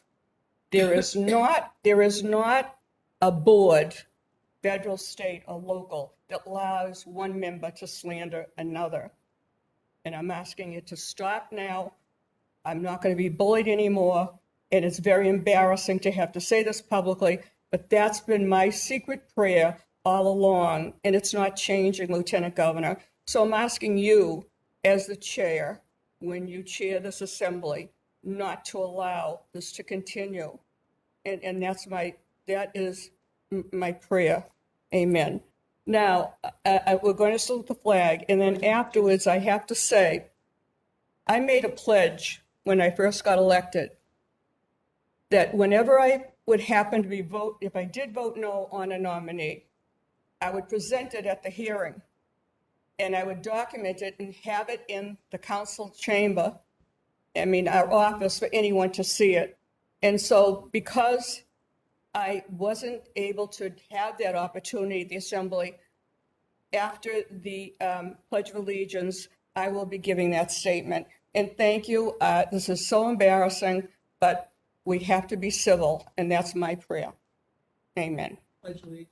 I pledge allegiance to the flag of the United States of America and to the republic which stands one nation.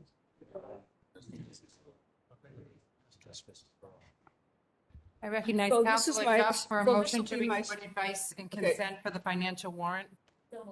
Second. All in favor, say aye. Aye. I recognize Councilor Ianella for a motion to record advice and consent for the pending list of notaries public and justices of the peace. So moved. Second. All in favor, say aye. Aye. We have a new nomination today.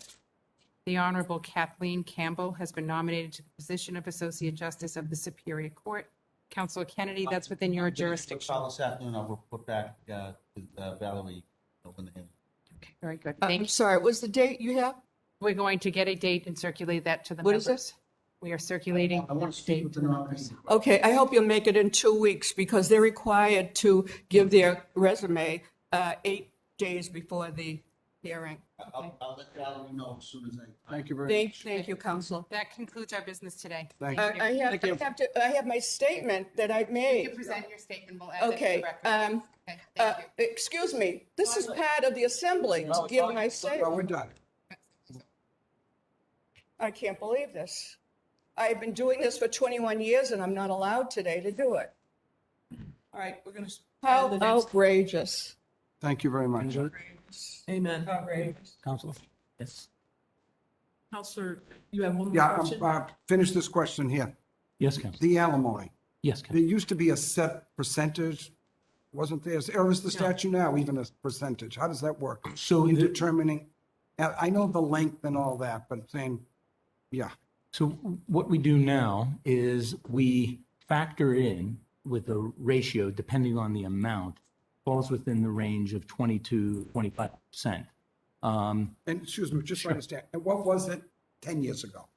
So it would depend on how much income. But the same 22, It 25? was in that range, yes. Okay. Yeah. So it hasn't, the range hasn't changed? No, it's not tax deductible anymore Right. under the tax code. So what we do is. And it's not income? Correct. Yes. So what we do is we try to compensate for that when creating an alimony. And is that just, that there's no statute, or like, the legislature hasn't changed the law.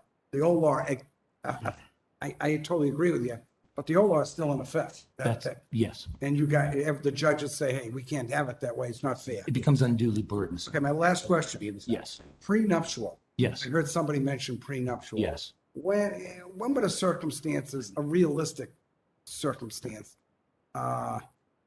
where you throw out the prenuptial? And again, I'm not talking about someone was high on drugs or alcohol, but a regular situation, it might be thrown out. I think the two most common, excuse me, are where each party wasn't individually represented or had the opportunity to consult with counsel, or there wasn't a full, fair, and accurate disclosure of the assets, liabilities, and income. Those are the two most common. I I would don't have any more questions. The one thing I am, and I didn't mean to give you a hard time, I'm a strong advocate for children's rights. yes, sir. So my only thing would hope, always think, and you said it, put yourself in that situation. You know, it's so important to your daughter or your son. It's so important to go to a game or to a movie. So when you have something that is 5 days here, 2 days here, it makes it a lot more difficult. You know what? I'm sure you can do it. If you have, to me, the most important thing is two parents. They may not like each other, but if you got two parents that you believe in and they're not agreeing at all on the parenting plan, try to make it happen. Think of what you would like in your situation if it Yeah. ever happened. I'm sure it's not going to, but to me, it's so important. You use these words, joint physical custody, joint, what is that? I'm talking about 50-50 when possible. And only when both parties want it. If somebody doesn't want it, that's a different situation. Because I always think the children have to come first. It's such a big thing with me. And I didn't mean to give you a hard time, but I hope you think of that. Every single time, think if that was you, how you would like. Yes, Counselor. All right, thank you very much. Thank you, Counselor. Right. Counselor Jubenville. Did you forget my name? No, I think she did. I think you did. I was going to call you Ionella. I don't know. The two of you are like Siamese twins anyways, but I don't have any questions. I think you're a good candidate. You got a lot of diverse experience and you have a great reputation in there. So Thank you, Counselor. Counselor Kennedy. I just have one question. We have a long question on the phone. Yes, Counselor. But, and it's the question I asked you. Why do we break up trial in probate cases and divorce cases? It's the one complaint I'm constantly getting about judges, that they start a trial in September, go to 12 or 1 o'clock, whatever the allotted time is, and then the next time they're back is in November or December, and then they're back again in January. Why don't you finish a trial once you start it? Most of them aren't going to take more than a day or two. It's the one thing I've been pounding the probate judges for 11 years since I've been here, and I'm just banging my head against the wall because nothing changes. I will tell you, Counselor, I will take your comments from our conversation, lengthy about this subject, as well as this today. I am going to be one spoke in the proverbial wheel, but I will take these words to heart, and I will do everything I can to address that issue. I hope you going do. forward. I think you're a great candidate. I'll be voting for you next week. Thank you very much, Counselor. I echo the sentiments of Councilor Ionello. I'm a dad of 3 girls. The worst day of my life was in the probate court when I had a judge yelling and screaming because he had to be the smartest and most outspoken person in the courtroom every day, all day, just telling me that joint physical custody was not going to work after we spent thousands and thousands of dollars on a GAL who recommended joint physical custody. I'm happy to tell you today that my kids are 22, 27, 29. I have the best relationship any dad could ever want. And they spent half time with me, exactly half time, and it worked out incredibly well. So I'm a huge fan of that, and I will absolutely not vote for anyone who doesn't think that that's a good idea. Yes, Counselor. You think it's a good idea? I do. Given all other things equal, I understand. Yes. he's a smart candidate. Smart candidate. I'm happy that I was able to and voluntarily paid for my children's education. But do you understand? Do you have any thoughts about that? How the government, who cannot make anyone pay for a child's education, can suddenly do it just because you're divorced? Do you have any thoughts on that? I apologize, Counselor. I didn't totally hear your question. Sure. So you have children. Yes, I do. You have a choice whether to pay for their college education or not. Yes. Why should the government be able to tell you to pay for their education because you get divorced? So, Counselor, the short answer is that unfortunately that's where the law stands right now. But I will tell you going forward that I will evaluate all of the factors around that issue when it comes before me. In terms of answering what the basis of that were, that may be beyond my pay grade at this point. Unfortunately, my job will be to follow the law. Maybe when you're on the SJC someday, you can decide what the law should be. I don't know. The other question I have is about, you said you did some prenups. What is the status of the law in Massachusetts? Does it have to be fair and reasonable when executed, fair and reasonable when exercised? When executed, and then there's an evaluation at the time because it's sought to be exercised depending on what has happened in the interim period. Are there children? What drastic? Actually, it's going to depend a lot on what the contents of the prenuptial agreement are. That's where it gets a little bit difficult to scrutinize. Does it kind of lose its validity overall? No, it doesn't lose its validity, but the contents, the language, the specific language contained within the prenup, because prenuptial agreements are executed in various circumstances. The law changes sometimes in the interim, or additional language is added to forms and things of that nature. And sometimes they are amended or modified to correspond with changing practice or thinking something along those lines. Is that true what the judge said? You have about 5 trials? Yes, I prepared for trial on a multitude of occasions, but as a consequence of effective, what I consider and what I think bears out effective pretrial preparation, I have been able to avoid causing my clients to go through the trauma, expense, which I think is largely unnecessary, given how much damage litigation does to families and especially children. And along those lines, I will tell you, the times I have when I deal with modifications after a case has gone to judgment, years down the road or something, invariably, the litigants are always talking about what the other party said at trial. It leaves an impression on families, and that's why I've concentrated my focus on resolving disputes. But you think you have the skills to be a judge of a trial? I do, Your Honor, or I do, Counselor, because Yeah, I'll never be in your seat. I can guarantee you that. God bless you for wanting to do it. Thank you very much.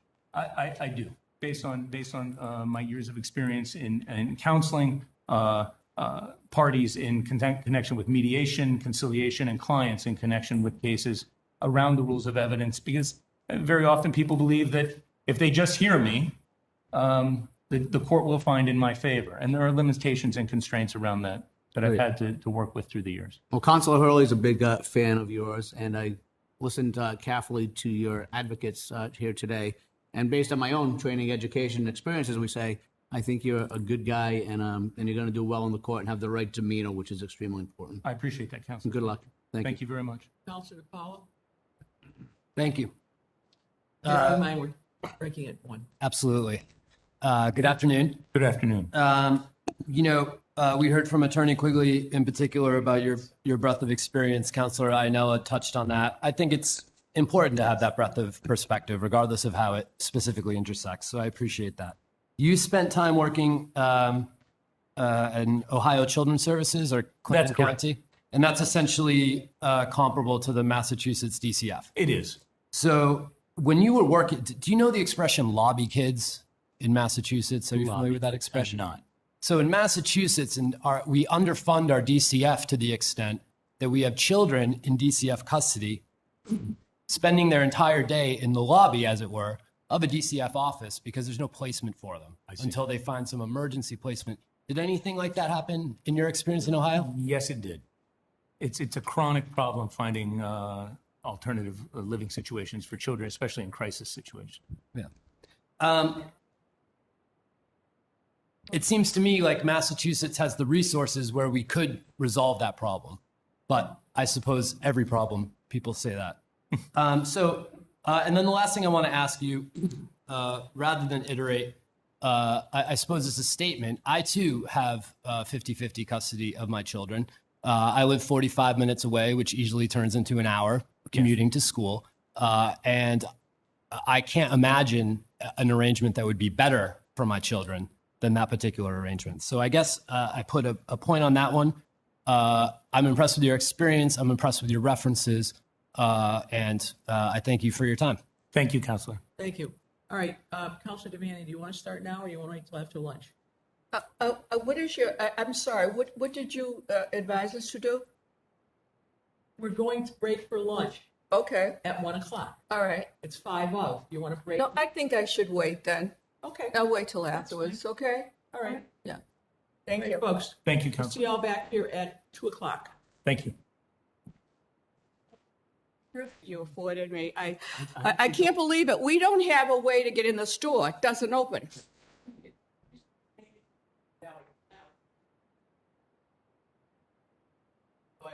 But you know what? We should have it on our card that we can come in. Okay, enough said. First of all, I want to thank you for, meeting with me, coming 2 hours. That was wonderful. My pleasure. And you got to Thank bring you your for your family. You time. got to get a Belgian waffle. You got to be in the Hall of Fame. So anyway, but first of all, I was just very impressed with your resume. And, it has compassion all over it, which is very important to me. And that's why I first want to go to your, the question about what about the court. And you're asked, okay, wait a minute, where is that? 78, I think it is. Okay, the greatest challenge. Okay, 78, that is. Yeah. What is the greatest challenge confronting the court to which you are applying, and how would you address it? And you said, I believe that the greatest challenge facing the Massachusetts probate and family court system is the dramatic rise of self-represented parties and the impact that income disparity has on parties appearing before the court to secure legal counsel. Challenges made more difficult in child custody disputes, and even further exacerbated where one party in such case is represented and the other pro se. Yes. I'm going to tell you, I've been here 21 years, and no one has ever answered that question like that. And that means a lot to me, because I have been very involved the last couple of years about illegal home foreclosures. And there are people out there that do that, third parties. And these are people that, are not represented, and they're at the mercy of the court, and they don't understand. And so I'm so glad that you said that. So what would you do as a judge to address that? Pre-pandemic, I may have alluded it to this earlier. Pre-pandemic, the court was open. Many cases would be heard. Courts would have independent programs, lawyer for the day program. There would be probation staff doing mediation. You might have other volunteer lawyer programs going on where that issue could be addressed.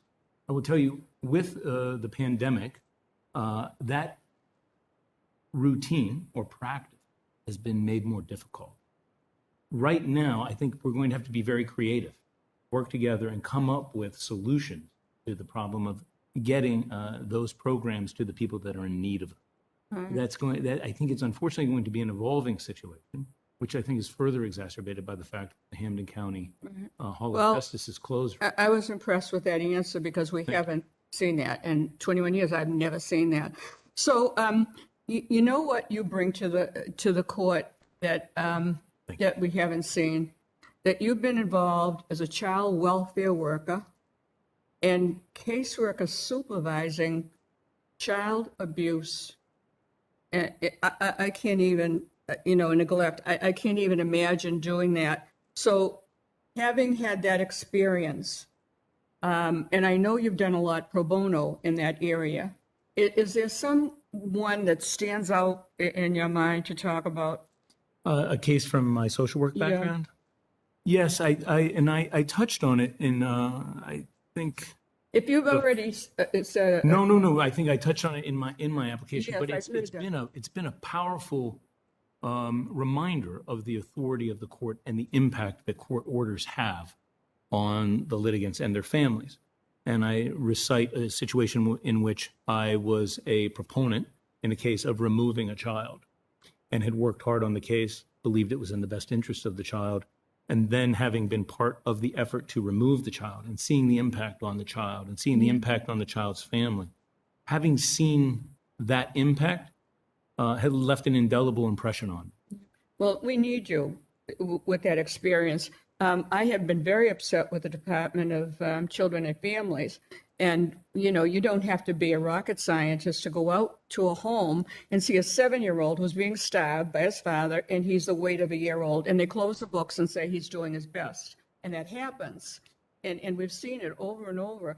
And I don't think a lot of judges, I know they don't, the ones that come to me in their J&C, have this experience to see that lots of times a child is removed and they're sent back to the same sexual abuse, physical abuse, and it's heartbreaking. We don't have families like when I was growing up. I mean, it's mothers that are letting the boyfriend, they have more allegiance to the boyfriend and let them abuse the child and eventually even kill them. So that's what I'm concerned about. So that's what caught my attention. And everything that you've written in your questionnaire goes back to that, you know? And so what was the most rewarding, do you think, that you had? You know, there was a young man, at the time I went to work for the agency, I was the only male caseworker. And there was a young man, and I was with him and assigned his case for 4 years, 4 or 5 years actually. And watching him grow up into adulthood, he had been removed at a young age, was in a foster home, and watching him go through and grow with him in many respects through 4-H and that sort of a thing. And it was a very rewarding experience. Yeah. Wayne was his name. I won't reveal his last name, but. What is the most disappointing of everything, of this, and as a lawyer, you know, cases that you've had? You know, I have a case right now where I represent a father, and he has a young child. I believe the child is about 4 or 5 years old, if memory serves. Visitation has been spotty with him. It's been difficult to keep him in the game, so to speak, and do what he needs to do to have visitation on a consistent basis. And he, as a result of various setbacks, he's got his own challenges. He's been unable to work progressively towards having a consistent visitation schedule. There have been some complications recently, which gave the court some grave concern, and we're trying to overcome those. But I would say I'm frustrated by the fact that working with him and getting him to do what he needs to do so that he can have the visitation that he wants and that his child needs. I'm disappointed. Do you believe in joint custody? Very much so. Right. And obviously, except in cases of incidents of abuse. Yeah, I'm talking about 2 good parents. Yes. What criteria would you use for removal? So, the cases talk about, the best interest of the child, standard being really the paramount consideration in a removal case right now. But I'm such a firm believer that a child needs both parents. Yeah. In terms of what criteria, it would be an extremely unique case. What about if a divorced couple, 2 good people, and the wife wants to move with 2 toddlers across the country to Oregon? What criteria do you use for that? Well, I think you go back to the best interest of the child. If you've got 2 good parents and father is a part of the children's life, the mother shouldn't be in a position of depriving that father, and more importantly, the children of a rape. I'm so glad you said that. To have their father. When I first was elected, it was the first year, and this woman was nominated for a judgeship, and she was in probate. And I read about her in the Globe, and I wanted to cry. There was a couple who were divorced, and they were good people, and there were 2 little toddlers, and the father was devoted. He only lived a quarter of a mile from the wife who had the children, and he'd see them almost every day. He'd stay there the day before Christmas to see when they got up and all of that. So she went to court and asked to move to Oregon with her children. She didn't have a relative there. She didn't have a friend. She didn't have a job, nothing. And so my thoughts were, it's vindictive. And so this man is never going to be father to the children. It's like a divorce to the children. And she gave him visitation. I hate that word. They should throw it out. Visitation on a computer from 6 to 7. You can't hug a computer. When I read that, I thought, that's when I don't have a crystal ball. Because sometimes you're disappointed in the judges that you have voted for, and they do something like that. My hat goes out to that man. I mean, there's no way that he can see them on a weekend or see the games or whatever. So I'm glad you said that. There has to be a criteria. So how many people would you say that you have represented in 23 years? Well, I can tell you, if I just think, about my filing catalog, this would include real estate transactions and small business clients and estates, but over 3,000. Wow, isn't that great? So, I'm not concerned when the council's asking about cases. I mean, you have a unique position going to the probate and family. Do you know what I mean? And I think the conciliation I've read that you have done is wonderful. And if that works, then that's great. Now, the other thing is, I like that you have 98% of the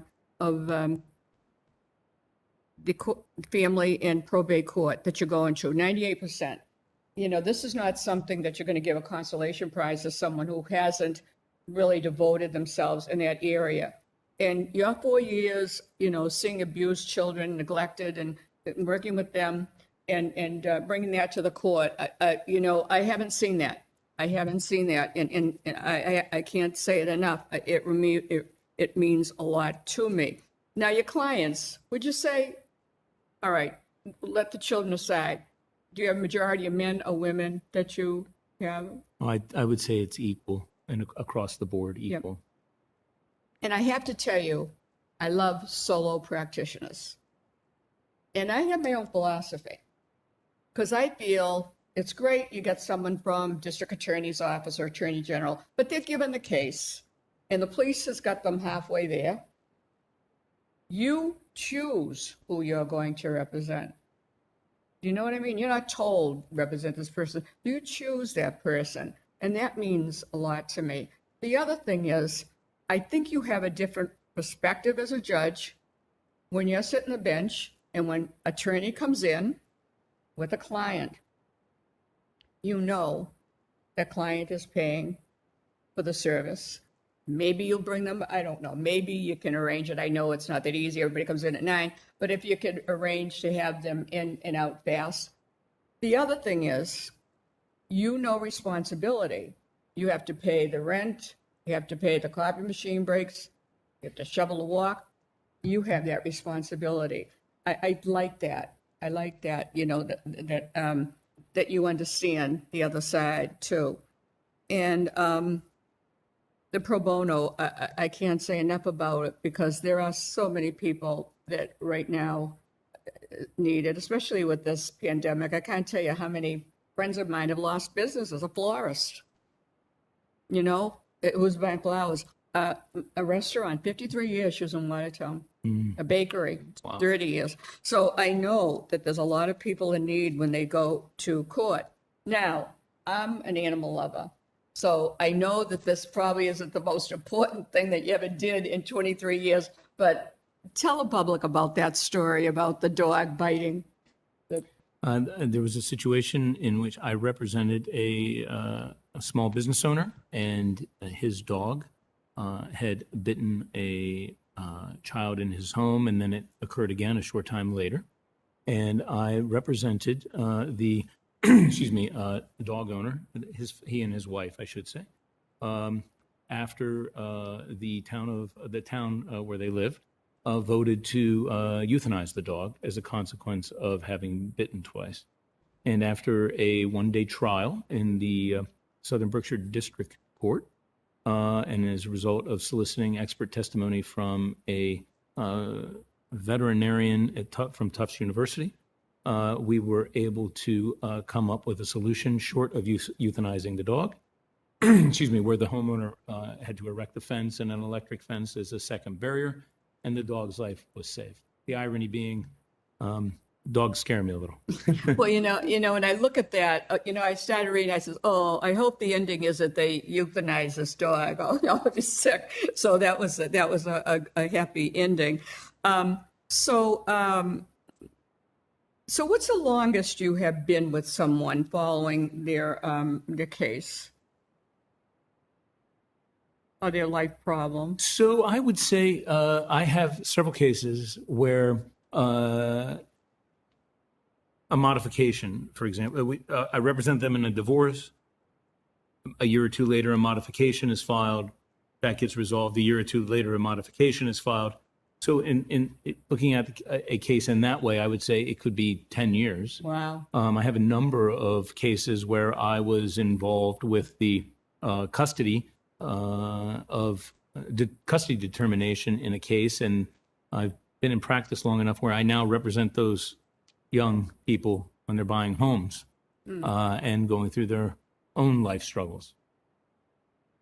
What about that murder case? It was the wife that was, I don't know whether she hired someone or she was involved in it. So Yes. tell us about that one. That was an estate case. I represented the estate. the decedent's estate Yeah. in connection with a homicide.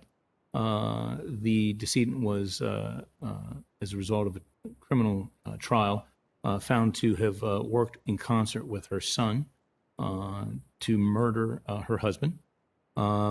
And the son was from the wife's prior marriage. And as a consequence of that, given the law at the time, I had to coordinate not only management of the estate and the distribution of the estate assets, but I also made arrangements with a colleague to file a wrongful death action in the Superior Court to preclude the wife as the wrongdoer from receiving any portion of the estate.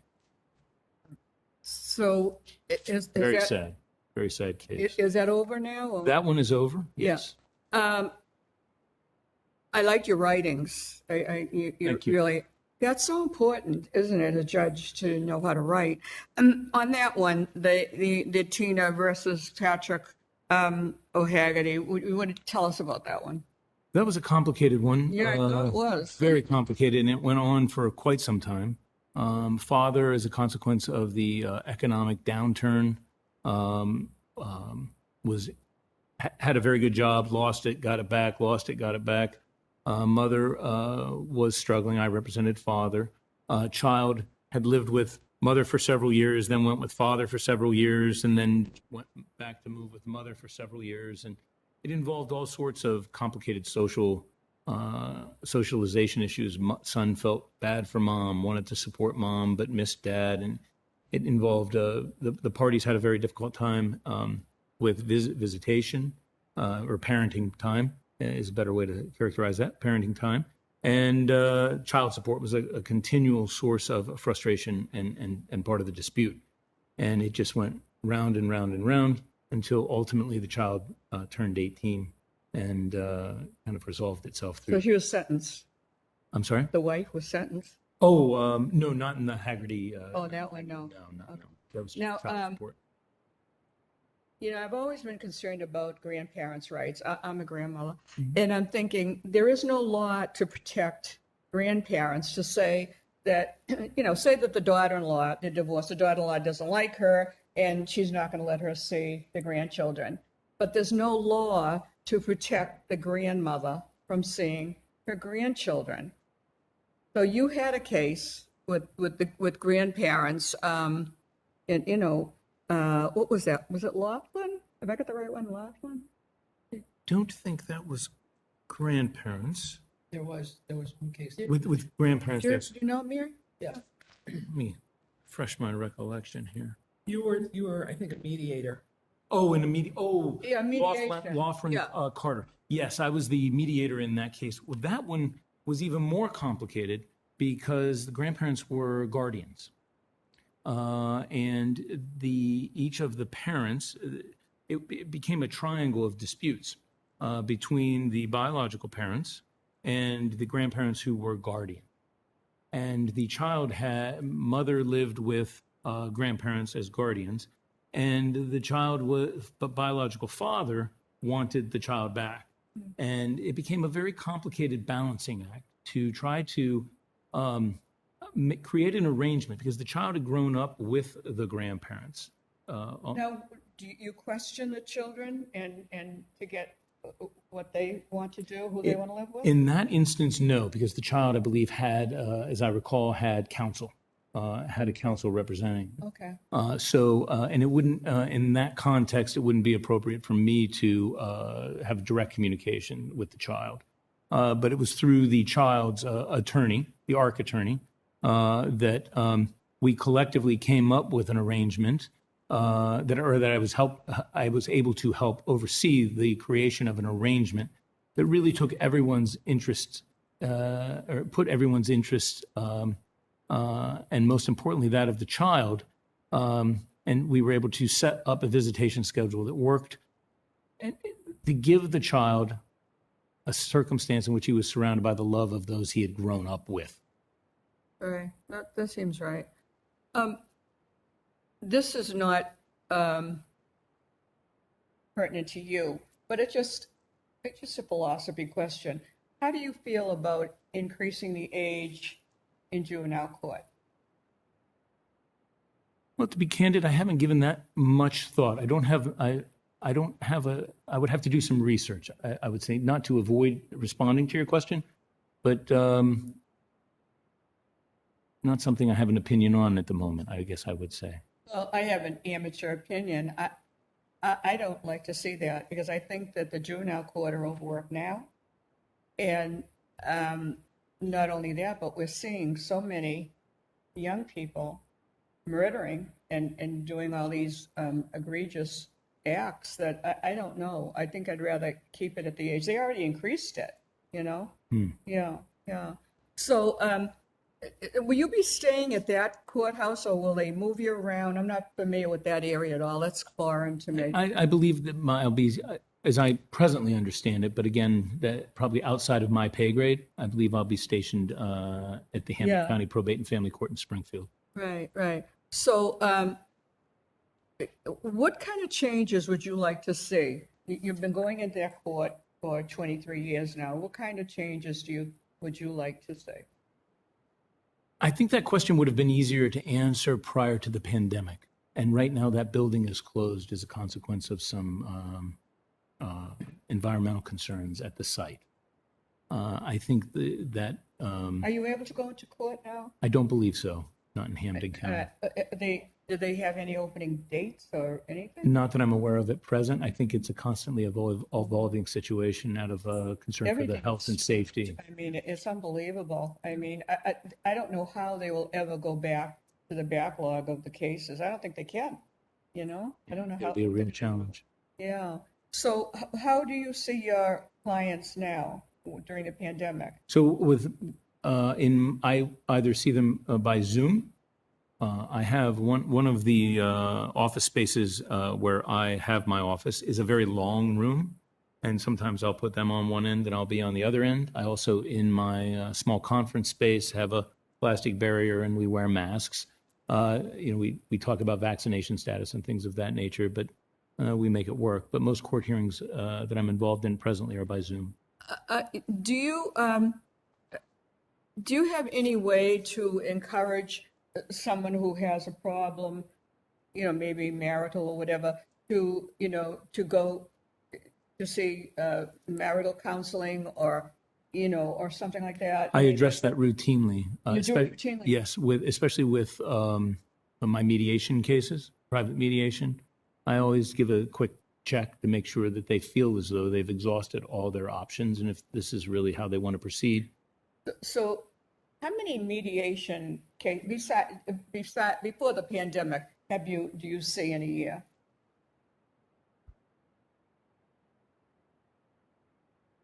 I would say, frankly, I could see one a week. But I try, it gets to at a certain point, you have to try to limit the volume so that you can keep up with the work. But, I would say 15 or 20 a year. And that would involve at least 3 meetings for each one. Maybe even more. Yeah, that was the Loughran Carter that you had. That's what that was. Yes. Yeah. I apologize. In my mind, for some reason, I always characterize that as a guardianship. I don't know how you keep track of all the names. It's amazing, But I agree with you that a judge should have volunteer work in his background, involved in the community, helping people in service. I really believe that. And that's why I am trying to get this JNC to appoint people like you of your age in the 50s and over. It's because, again, that's life experience. And you're not going to get someone 40 that has done pro bono work like you or gone out in the world to see how other people are living and having that compassion. So I'm not going to keep you any further. I don't know what you're going to hear me. I was banging at the door for 10 minutes. I said, someone's going to hear me. I hurt my hand. I'm sorry, I didn't. But all right, now just my last question. Okay, so the pandemic is over. So what do you see as the challenges that you're going to face now? All of this backlog? I would say primarily that because the citizens of the Commonwealth come to the court when they have a problem and they seek a resolution. And so I'll be under, self-imposed or otherwise, I think a lot of pressure to help those people get to the resolution they need and want. Well, I'm impressed with your community work, your volunteering, your church involvement, everything. And I couldn't be happier. And I don't have a poker face, and I'll be very happy that you got appointed. I'm glad you applied. This is your first time. Yes. Wow, good for you. Thank you. So, you've had a long day and you got a long ride. So I'm going to let you people go. I hope you had a chance to get something to eat. Yes. Did you? That's Yes. important. That was good, Mary. You let them eat. Yes. Okay. Just so you both know, you probably don't know it, but in Hampden County, they had retired judges come back 2 days a month, Yes. and they went through all of the 1A divorces. That's when everything's everybody agrees. So that backlog has been taken care of. So Yes. the wheat has been separated from the chaff. So to speak. All right, so I declare this It meeting- really was a pleasure to meet with you. You as well. And for Thank you you. to come that distance. And did you get traffic going home? No No? problem. Okay. We timed Smooth it. sailing. Yes. And it didn't rain. Meeting's adjourned. Thank you very much. Thank you. Thank you, Councilor Hurley. All right. And we've got to be able to get in that door. We've got to get that fixed so that